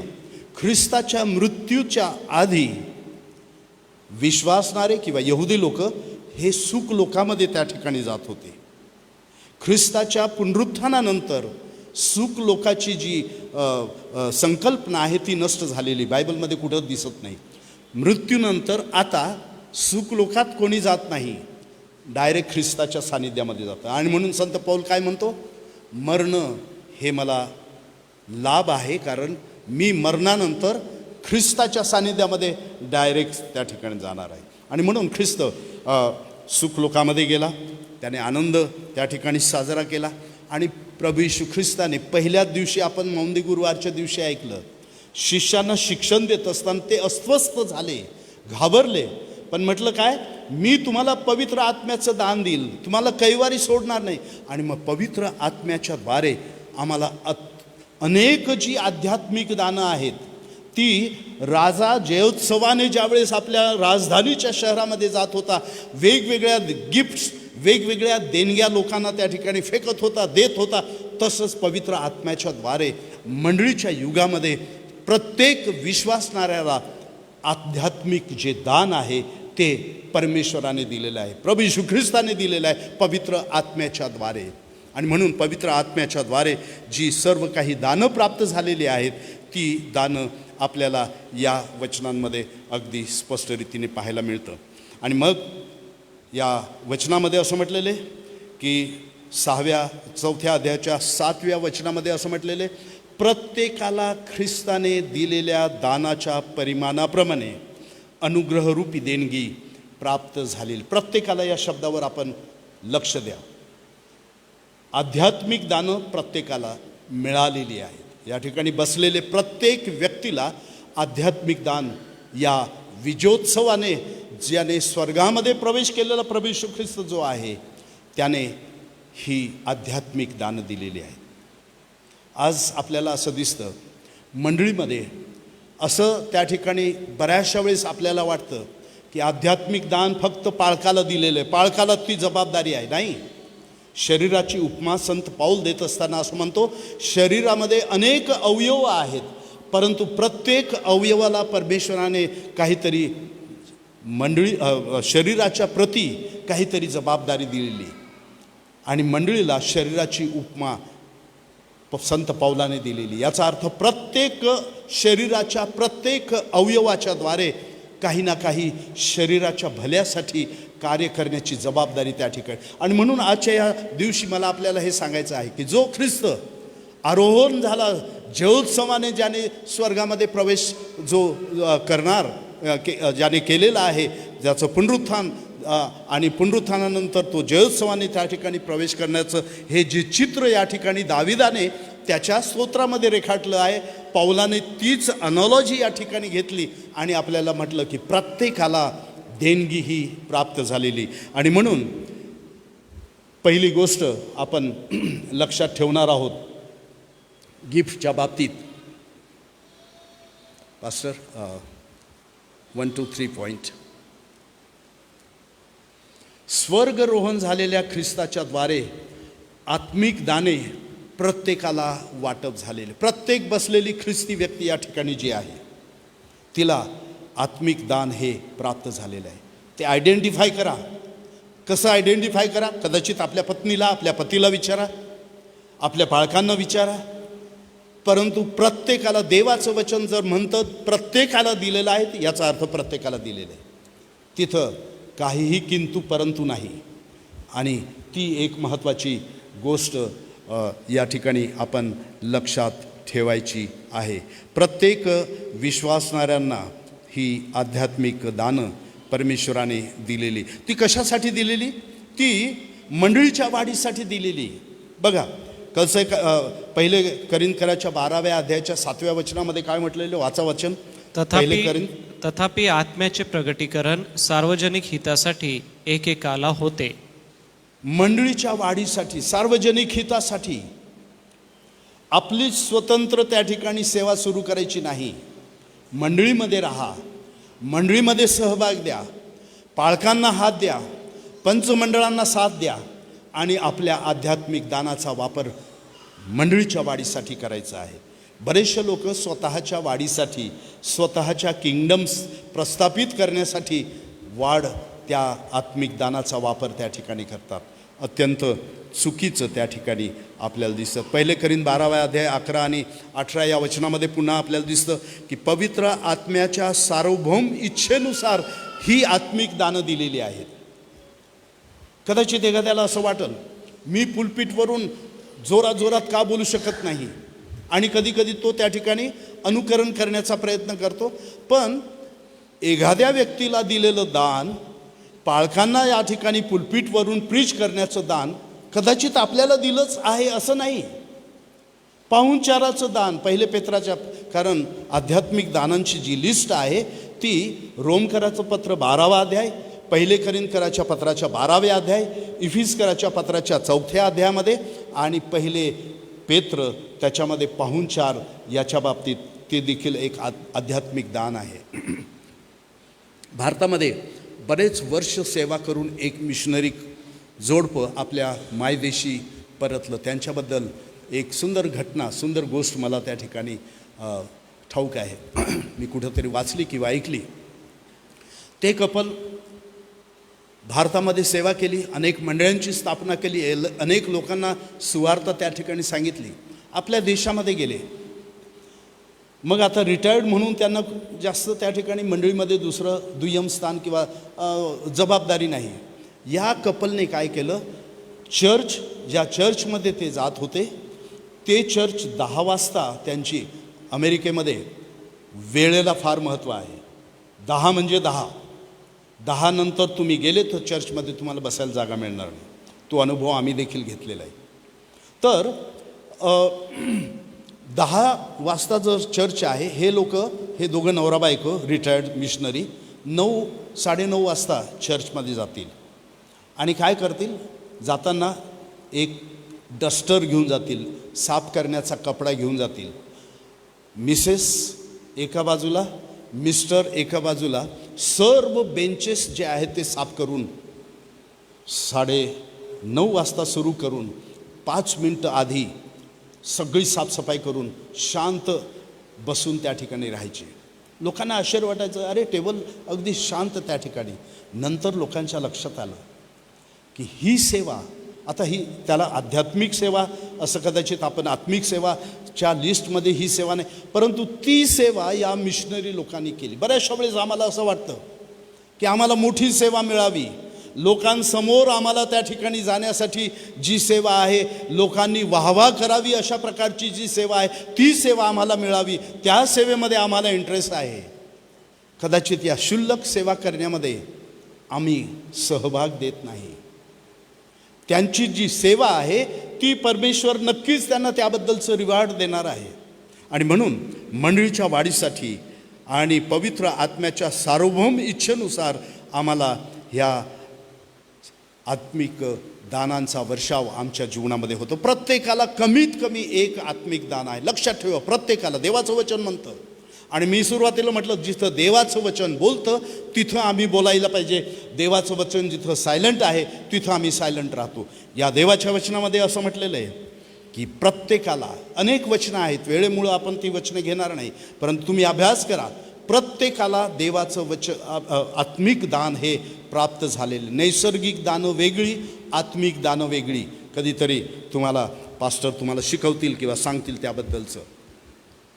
नंतर ही आध्यात्मिक जी दानं आहेत ती कधी आम्हाला दिली जातात, प्रत्येक व्यक्तीला त्याच्या नवीन जन्माच्या वेळी ही कृपादाने दिली जातात. तिमोथेच्या पत्रामध्ये असं म्हटलेले, तुझ्यावर वडील वर्ग हात ठेवण्याच्या वेळेस संदेशाच्या द्वारे दिलेले असे जे कृपादान तुझ्यामध्ये आहे त्याकडं दुर्लक्ष करू नको. तुझ्या वडील वर्ग, आता काल बाप्तिस्मा घेतलेले मुलं चर्चमध्ये त्यांचा समावेश झाला.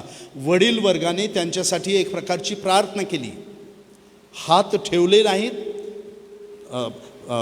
नवीन कराराच्या मंडळीमध्ये हात ठेवण्याचा तो प्रकार त्या ठिकाणी होता. आपण इथं हात ठेवले नाही, परंतु सर्वांनी एक प्रकारची आपली हात पुढं करून त्यांना आपल्यामध्ये सामावून घेतलं.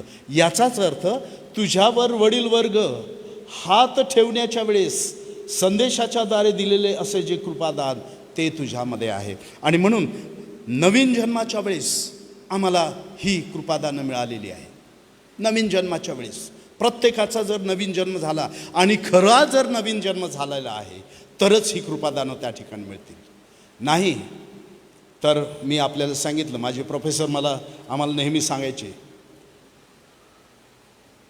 बुडताना कोरडा, बुडून देखील निघाल्यानंतर कोरडा. अशी जर आमची परिस्थिती असेल तर कृपादानांची अपेक्षा करू नका, कारण नवीन जन्मच आमचा प्राप्त झालेला नाही. नवीन जन्म जर प्राप्त झालेला नाही तर आम्हाला ही कृपादानं त्या ठिकाणी मिळणार नाही. आणि मग शेवटचं आपण त्या ठिकाणी पाहतो, ही जी कृपादानं आहेत ती देवाच्या कृपेवर आधारित असतात. आमचं शिक्षण, आमची बुद्धिमत्ता, एखाद्या कृपादानासाठी प्रार्थना आम्ही करावी आणि मग ते आम्हाला मिळावं तसं देखील नाही. म्हणजे शिक्षणावर नाही, आमच्या बुद्धिमत्तेवर नाही, प्रार्थना करून ते आपण मिळवू शकत नाही, तर देवाच्या कृपेवर ही आध्यात्मिक दानं आमच्या जीवनामध्ये उपलब्ध आहेत. शेवटी मी शेवटच्या काही मिनिटांमध्ये आपल्याला सांगत आहे, आणि ही गोष्ट आपण प्रत्येकाने विशेषतः लक्षात ठेवायची आहे. आपल्याला इफिस्कराचं पत्र 2 अध्याय 8 आणि 9 वचन आपण वाचतो. या वचनांमध्ये काय म्हटलेले? तारण कृपेच्या द्वारे विश्वासाने आमचं तारण झालेलं आहे. वाचा पास्टर ते वचन. कारण कृपेनेच विश्वासाच्या द्वारे तुमचे तारण झाले आहे, आणि हे तुमच्या हातून झाले असे नाही, तर हे देवाचे दान आहे. देवाचं दान आहे. कृपा म्हणजे देवाचं दान आहे. आमचं तारण कसं झालं? देवाच्या कृपेवर झालेलं आहे. देवाच्या दानासाठी, गिफ्टसाठी पैसे मोजावे लागतात का? मला पास्टर सागरने हा पेन दिला, एका हाताने पेन दिला आणि दुसऱ्या हाताने त्यांनी 10 रुपये मागितले का? नाही. तुम्हाला ही गिफ्ट दिलेली, देवाने गिफ्ट दिलेली, मोफत दिलेली. हे दान मोफत आहे. पण 8 आणि 9 वचनानंतर आपण पुढं सरकत नाही. त्याच्यामुळं बऱ्याचशा वेळेस आमचा गोंधळ होतो. देवाने आमची जी आध्यात्मिक आमचं तारण झालेलं आहे, आध्यात्मिक जी दानं दिलेली, ती कशासाठी 10व्या वचनामध्ये आपण जात नाही. त्याच्यामुळे आमची फसगत होते. काय म्हणतं 10वं वचन? आपण सत्कृत्य करावेत म्हणून ख्रिस्त येशूच्या ठायी निर्माण केलेले असे आपण त्याची हस्तकृती आहोत. ती सत्कृत्य आचरत आपण आपला आयुष्यक्रम चालवावा म्हणून देवाने ती पूर्वी योजून ठेवली. का देवाने आमचं तारण दान म्हणून दिलं? कृपेच्या द्वारे झालेले. आणि या आध्यात्मिक दानांचा वर्षाव या विजयशाली ख्रिस्ताने आमच्यावर का त्या ठिकाणी टाकलेला आहे? कारण आम्ही सत्कृत्य करावी. पहिल्यांदा कृपा मिळाली, मोफत मिळालं, पण आपण आयुष्यभर मोफत प्राप्त व्हावं या इच्छेने जगणारे ख्रिस्ती लोक आहोत. देवाचं वचन तसं म्हणत नाही. देवाचं वचन अगदी स्पष्ट आपल्याला सांगत आहे की आम्ही ही कृपा मिळाल्यानंतर, मोफत मिळाल्यानंतर मात्र मग आम्ही सत्कर्म करणं अत्यंत गरजेचं आहे. आणि सत्कर्म ज्यावेळेस आम्ही करणार आहोत त्यावेळेस एक सुंदर वचन त्या ठिकाणी म्हटलेले, 2 करिंथराचं पत्र 5वा अध्याय आणि 10व्या वचनामध्ये काय म्हटलं? वाचा. 2 करिंथ. कारण आपणा सर्वांना ख्रिस्ताच्या न्यायासनासमोर खऱ्या स्वरूपाने प्रगट झाले पाहिजे, यासाठी की प्रत्येकाला त्याने देहाने केलेल्या गोष्टीचे फळ मिळावे, मग ते बरे असो किंवा वाईट असो. म्हणजेच आमच्या सत्कृत्यांचं आम्हाला फळ देवाच्या त्या बेमासीट जजमेंट समोर आम्हाला द्यायचं आहे. अत्यंत महत्त्वाची गोष्ट आहे. आमचा पापांचा न्याय होणार नाही. मी आपल्याला यापूर्वी देखील सांगितलेलं आहे. कारण पापांचा न्याय त्या वधस्तंभावर ख्रिस्ताने एकदाचाच केलेला आहे. कलसेकराच्या पत्रामध्ये अगदी स्पष्ट म्हटलं, एकदाचाच पापांचा न्याय त्या वधस्तंभाच्या पायथ्याशी प्रभू येशू ख्रिस्ताच्या शिरावर, त्याच्या शरीरावर, त्याच्या मरणाच्या द्वारे आमच्या पापांची क्षमा झाली. पापांचा न्याय त्या ठिकाणी नाही. मग तुम्ही म्हणाल, ख्रिस्ती या नात्याने जगत असताना झालेल्या पातकांचं काय? मी पुन्हा आपल्याला सांगितलं. पहिले योहानाच्या पत्राच्या 1 अध्यायामध्ये 8-9 वचनामध्ये काय म्हटलेले? वाचा ते वचन. आपल्या ठाई पाप नाही असे जर आपण म्हणत असलो तर आपण स्वतःला फसवतो व आपल्या ठाई सत्य नाही. जर आपण आपली पापे पदरी घेतली तर तो विश्वसनीय व न्यायी आहे, म्हणून आपल्या पापांची क्षमा करील व आपल्याला सर्व अनितीपासून शुद्ध करील. आमच्या ठाई पाप नाही असं आपण म्हणू शकत नाही. ख्रिस्ती या नात्याने जगत असताना मरणापर्यंत जुना स्वभाव जो आहे तो स्वभाव राहणारच आहे. आणि 3 शत्रू मी आपल्याला सांगितले ख्रिस्ती व्यक्तीचे: सैतान, जगातल्या गोष्टी आणि आपला जुना स्वभाव. हा जुना स्वभाव पापाला प्रवृत्त करलच त्या ठिकाणी. कारण पवित्र आत्मा ज्यावेळेस आमच्या हृदयामध्ये येतो, जुना स्वभाव आणि पवित्र आत्म्याचं स्ट्रगल हे नेहमी चाललंय. कधीतरी हा जुना स्वभाव वरती येतो, कधीतरी पवित्र आत्म्याचं नियंत्रण त्याच्यावर येतं. पवित्र आत्मा डिक्टेटर नाही, त्याच्यामुळं तो बळजबरी नियंत्रण करत नाही. आणि हे द्वंद्व सदैव चालू असतं. आणि म्हणून माझ्या ठाई पाप नाही असं आपण म्हणू शकत नाही. परंतु पुढच्या वचनामध्ये असं म्हटलेलं आहे, जर आपण आपली पापे पदरी घेतली तर तो विश्वासू व न्यायी आहे. आणि म्हणून ख्रिस्ती या नात्याने जगत असताना आपण योहानाच्या 13व्या अध्यायामध्ये बघितलं की धुणं, स्नान झालेलं आहे आपलं. धुणं म्हणजे डेली क्लिन्सिंग जे आहे, डेली साफसफाई जी आहे, ती पाप पदरी घ्यायची, ख्रिस्ताकडे जायचं, क्षमा मागायची. रिपीटेड ते पाप पुन्हा जाणून बुजून करायचं नाही, परंतु क्षमा मागून ख्रिस्ती जीवन पुढं पुढं पुढं त्या ठिकाणी चालायचं आहे. परंतु प्रत्येक ख्रिस्ती व्यक्तीला आपल्या सत्कर्माचं न्याय त्या ठिकाणी द्यायचा आहे. सत्कर्मांचा न्याय द्यायचा आहे. कृपा प्राप्त झाल्याचा समय गेलेला आहे. आता सत्कर्म करण्याचा समय आता आलेला आहे. करतो का आम्ही सत्कर्म? कारण त्या बेमा सीट जजमेंटमध्ये आपल्याला अगदी स्पष्ट त्या ठिकाणी म्हटलेले. पुन्हा इफिस 2:10 काय म्हटलेले बघा, इफिस 2 आणि 10 ते वचन मी आपण सत्कृत्य करावीत म्हणून ख्रिस्त येशूच्या ठाई निर्माण केलेले असे आपण त्याची हस्तकृती आहोत. ती सत्कृत्य करावी म्हणून ख्रिस्त येशूने आम्हाला पाचारित केलेले, आध्यात्मिक दाने दिलेली आणि सत्कृत्य करत आपण आपलं जीवन जगणं हे अत्यंत गरजेचं आहे. आपल्याला मिळालेल्या गिफ्टचा वापर आपण कसा करतो? पुन्हा 1 कोरिंथी 3 11 ते 15 वचनाचे वाचन करू आणि आपण समाप्त करणार आहोत. 1 कोरिंथी 3 11 ते 25. मनुष्याच्या ठाई वसणारा जो आत्मा त्याच्यापासून मनुष्य या गोष्टी ओळखणारा मनुष्यांमध्ये कोण आहे? तसा देवाच्या गोष्टी ओळखणारा देवाच्या आत्म्याशिवाय कोणी नाही. आपल्याला जगाचा आत्मा नव्हे तर देवापासून निघणारा आत्मा मिळाला आहे. 1 कोरिंथी 3 अध्याय 1 कोरिंथी 3 अध्याय 11. येशू ख्रिस्त हा जो घातलेला पाया त्याच्यापासून दुसरा पाया कोणाला घालता येत नाही. पुढचं वचन अजून. या पायावर कोणी सोने रुपे मौल्यवान पाषाण लाकूड गवत पेंढा यांनी बांधतो तर बांधणाऱ्या प्रत्येकाचे काम उघड होईल. तो दिवस ते उघडकीस आणेल, कारण तो अग्नीसह प्रगट होईल आणि प्रत्येकाचे काम कसे आहे याची परीक्षा या अग्नीनेच होईल. ज्या कोणाचे त्या पायावर बांधलेले काम टिकेल त्याला मजुरी मिळेल. ज्या कोणाचे काम जळून जाईल त्याचा तोटा होईल. तथापि तो स्वतः तारला जाईल, परंतु जणू काही अग्नीतून बाहेर पडल्यासारखा तारला जाईल. अगदी स्पष्ट देवाच्या वचनामध्ये म्हटलं. आम्ही या आध्यात्मिक दानांचा वापर कसा करणार आहोत? गवताच्या पेंड्या, लाकूड किंवा मौल्यवान अशा प्रकारच्या रत्नाच्या द्वारे आपण आपल्या आध्यात्मिक दानाचा कोणत्या पद्धतीने वापर करत आहोत त्याचा न्याय होणार आहे. अग्नीने न्याय होणार. आणि अग्नीने याचा अर्थ अगदी स्पष्ट त्या ठिकाणी शुद्ध मोटिव्ह जो आहे तो शुद्ध त्या ठिकाणी होता किंवा नाही त्याद्वारे ते व्यक्त करण्यासाठी अग्नी हा शब्द त्या ठिकाणी वापरलेला. पण या वचनाचा शेवटचा जो भाग आहे तो बऱ्याचशा लोकांना आपल्या आध्यात्मिक दानं न वापरण्यासाठी प्रवृत्त करत असतो. परंतु मी जसं म्हटलं की जे सत्य आहे ते पौलाने लिहिलेलं आहे पवित्र आत्म्याच्या मार्गदर्शनाच्या द्वारे. शेवटचा भाग काय म्हटलं 15व्या वचनात? ज्या कोणाचे काम जळून जाईल त्याचा तोटा होईल.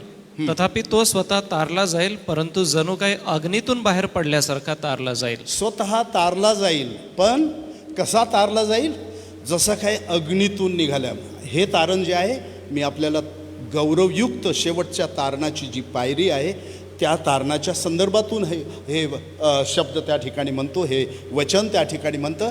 पण या वचनामध्ये असं म्हटलेले तारला जाईल. अरे मग तारला जाणार आहे तर कशाला काम करायचं, कशाला आध्यात्मिक दानांचा वापर करायचा? आणि मग त्याच्यामुळं बरेचसे ख्रिस्ती लोक आळशी झालेले आहेत. ठीक आहे, तारला जाणार आहे, अग्नीतून निघाल्यासारखा तारला जाणार आहे ना, मी कशाला वेळ व्यर्थ करायचा, कशाला हे करायचं? आणि म्हणून आळसपणा हा त्या ठिकाणी आहे.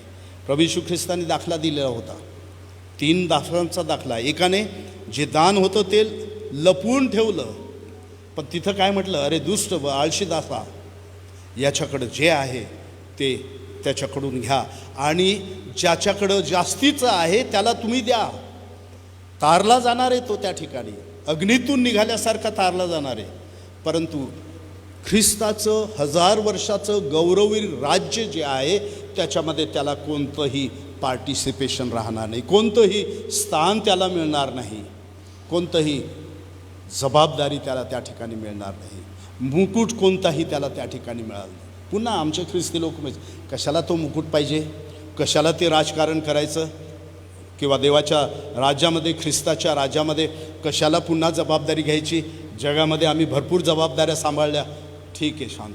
नाही मित्रांनो, कदाचित आम्ही हा नकार देत असताना, दुर्लक्ष करत असताना कदाचित आमचे पाय इकडं तिकडं ढळू शकतात आणि देवाच्या सानिध्यामधून आम्ही जाऊ शकतो. आणि म्हणून आध्यात्मिक दानं प्रत्येकाला आहे, मंडळीच्या वाढीसाठी त्याचा वापर होऊ द्या आणि देवाचं गौरव मंडळीच्या द्वारे त्या दानांथ्रू तुम्ही आपलं त्या ठिकाणी करायचं. ते दान कसं वापरतात त्याबद्दलचा न्याय देखील त्या ठिकाणी होणार आहे आणि ज्याचं काम टिकेल त्याला रिवॉर्ड मिळणार आहे, त्याला बक्षीस मिळणार आहे. आणि म्हणून त्या बक्षिसासाठी आपण तयार असणं हे अत्यंत गरजेचं आहे. आणि म्हणून आज सायलंट सॅटर्डेच्या निमित्ताने या 2-3 ज्या काही गोष्टी आपण पाहिल्या, या आत्म्यांना घोषणा केली, सुवार्ता नाही. मूळ ग्रीक भाषेमध्ये इव्हँजलिझम हा शब्द वापरलेला नाही, कॅरिसो हा शब्द वापरलेला आहे ग्रीक भाषेमध्ये. आणि ग्रीक भाषेमध्ये कॅरिसो याचा अर्थ घोषणा करणं, हेराल्ड देणं. घोषणा आपण जशी करतो, येशू उठला आहे, खरोखर उठला आहे, तशा प्रकारची ख्रिस्ताने घोषणा केली की तुम्ही हारलेले आहात, मी जिंकलेलो आहे. देवाचं सैतानाचं युद्ध होऊ शकत नाही, परंतु कोणाचं युद्ध चाललेलं आहे सध्या? जे आम्हाला न दिसणारं अंतरिक्ष जे आहे, न दिसणारं जग जे आहे, त्याच्यामध्ये ख्रिस्ताच्या बरोबरीने सैतान नसल्यामुळं ख्रिस्ताचं आणि सैतानाचं किंवा देवाचं आणि सैतानाचं युद्ध नाही. सैतान, त्याचे दूत आणि जे 2/3 जे चांगले देवदूत आहेत त्यांच्याशी युद्ध आहे. आम्ही घाबरायचं नाही, कारण देवाच्या वचनामध्ये 1 योहान 4:4 म्हटलेलं आहे, जगामध्ये जो आहे त्यापेक्षा तुमच्यामध्ये जो आहे तो काय आहे? काय म्हटलेले योहान 4:4?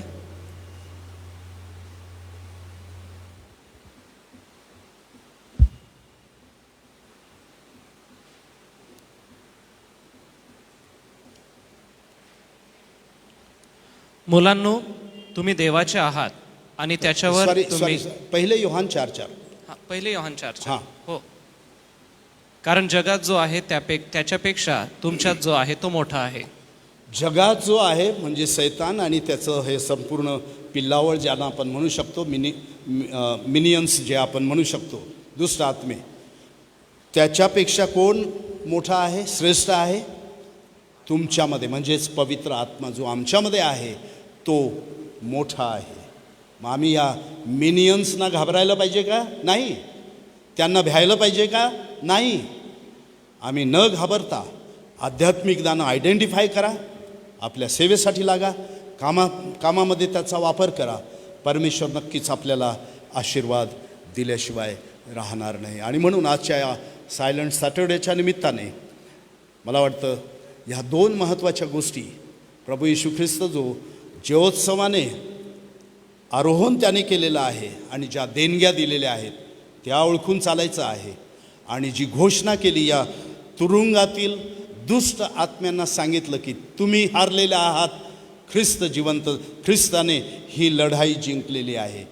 आणि हा जो घोषणापत्र त्याने त्या ठिकाणी सादर केलं, त्या संदर्भातून जे काय आपण स्पष्टीकरण ऐकलं, आपण त्याच्यावर विचार करा, मनन करा, त्याच्यावर अभ्यास करा आणि पवित्र आत्म्याच्या मार्गदर्शनानुसार आपल्या आध्यात्मिक दानांचा वापर देवाच्या गौरवासाठी सदैव त्या ठिकाणी करत राहा. आणि ज्यावेळेस कदाचित कोणत्या ना कोणत्या रूपाने कधीतरी या मंडळीला ज्यावेळेस पास्टरांशी बोलल किंवा सरांशी ज्यावेळेस बोलल, त्यावेळेस या आध्यात्मिक दानांचं आयडेंटिफिकेशन करून मंडळीच्या द्वारे सेवा कार्य करण्यासाठी ज्यावेळेस तुम्ही पुढे याल, मंडळी वाढल, मंडळीचं गौरव होईल, देवाचं गौरव होईल आणि मंडळीला ही जागा पुरणार नाही. मग सरांना आपल्याला सांगावं लागेल की एक बाल्कनी अजून त्या ठिकाणी उभी करा. ती वेळ येऊ द्या, असं मी आपल्याला त्या ठिकाणी शेवटी आव्हान करणार आहे. ज्यावेळेस तुम्ही आपल्या आध्यात्मिक दानांचा वापर सर्व मिळून मंडळीच्या शरीराच्या वाढीसाठी कराल, त्यावेळेस हे शक्य आहे. प्रार्थना करू. प्रभू, आम्ही खरोखर मनापासून तुझे आभार मानतो. तुझ्या वचनाच्याद्वारे जे काही तू आज आम्हाला शिकवलेलं आहे, तू आरोहण केलंस, अधोलोकी उतरलास, म्हणजे या पृथ्वीवर आलास, पृथ्वीवरचं मरण तू त्या ठिकाणी सहन केलं आणि जयोत्सवाने त्या स्वर्गामध्ये विजयी राजा या दृष्टिकोनातून प्रवेश केला. आणि जाताना पवित्र आत्म्याच्या द्वारे जी काही सर्व दानं तू आम्हाला दिलीस, त्याबद्दलचं तुझं जे वचन आज आम्हाला सांगत आहे, त्याबद्दल आम्ही मनापासून तुझे आभार मानतो. तुझ्यामध्ये शक्ती आहे, तुझ्यामध्ये सामर्थ्य आहे, कारण जगात जो आहे त्याच्यापेक्षा आमच्यामध्ये जो आहे पवित्र आत्म्याच्याद्वारे आमच्याद्वारे तू सेवा कर, कार्य कर, अशी यावेळेस मी तुझं प्रार्थना करतो. आणि म्हणून सैतानाच्या सर्व मिनियन्सना आम्ही कदापि घाबरू नये, तर पुढं आणि पुढं आणि पुढं जावं यासाठी तू आमचा सहाय्य करता. वचनाबद्दल पुन्हा मनापासून आभार मानतो. येशूच्या नावाने ही प्रार्थना केली म्हणून तू ऐक. आमेन, आमेन, आमेन.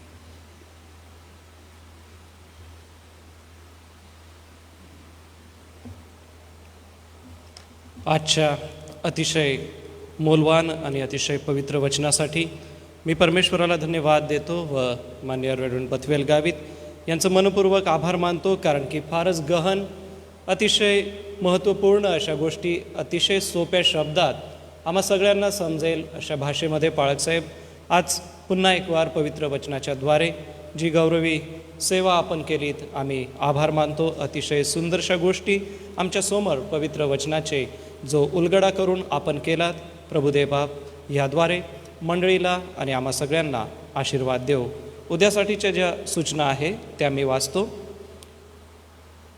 पुनरुत्थानाचा रविवार सकाळी 7 वाजता चर्चमध्ये आपली भक्ती उपासना होईल. रेव्हरंड बथवेल गावित पाळकसाहेब हे वचनाची सेवा करतील सकाळी 7 वाजता. सायंकाळी 7 वाजता KG सेक्शन या ठिकाणी आनंद मेळावा असणार आहे. युथ ग्रुप व सोशल कमिटी तेथे असेल. सोबतच ईस्टर संडेला आपण म्हणजेच उद्या विशेष उपकार स्तुतीचं दान हे घेणार आहोत. उद्या 2 वर्गण्या होतील. ही महत्त्वपूर्ण सूचना आपल्या सगळ्यांसाठी आहे. या आपण प्रार्थना करू, प्रभूकडे आपलं लक्ष लावूया. प्रार्थनेनंतर प्रभूने शिकवलेली प्रार्थना म्हणूया, आशीर्वाद घेऊया आणि या रात्री ईश्वरा हे गीत गाऊन आपण येथून जाऊ. प्रार्थनेसाठी मी रेव्हरंड LP वळवी पाळकसाहेबांना विनंती करेन आपण प्रार्थना करावीत व आशीर्वादासाठी रेव्हरंड JH पठारे पाळकसाहेब हे पुढे येतील.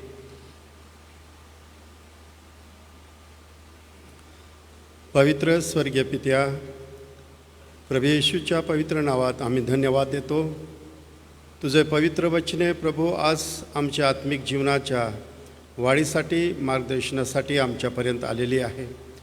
खरोखर प्रभू प्रत्येक विश्वासणारा नवीन जन्म झालेला तुझ्या मंडळीसाठी किती उपयोगी आहे आणि किती प्रभावी साधन आहे याविषयी प्रभू मौल्यवान असं मार्गदर्शन आम्हाला मिळालेलं आहे. प्रभू एक निरोगी आणि सबळ मंडळी तुझ्या गौरवासाठी या अंतिम समयामध्ये तुझ्या सत्यामध्ये उभं राहण्यासाठी प्रभू तुझी स्वर्गीय कृपा या वचनाच्याद्वारे जी आम्ही सर्वांनी ऐकलेलं आहे प्रभू, या वचनाच्याद्वारे प्रभू तू आम्हाला आत्मिक समज आणि आत्मिक मार्गदर्शन तू दे. आलेल्या वचनाबद्दल पुन्हा प्रभू मी धन्यवाद देतो आणि ही विनंती प्रभू येशूच्या नावात मागतो म्हणून तू ऐक.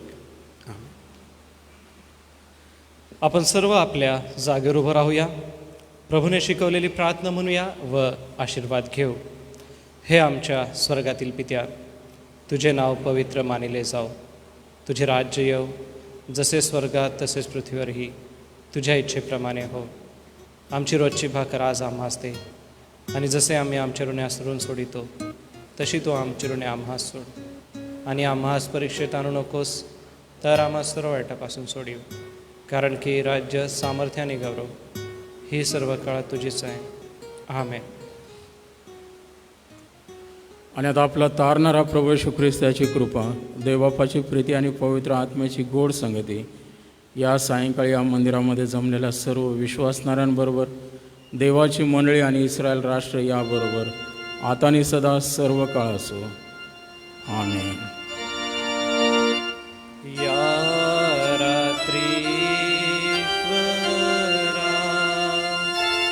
तू मजला सांभाळ, आयुष्यभर राखीतो करावा प्रतिपाल.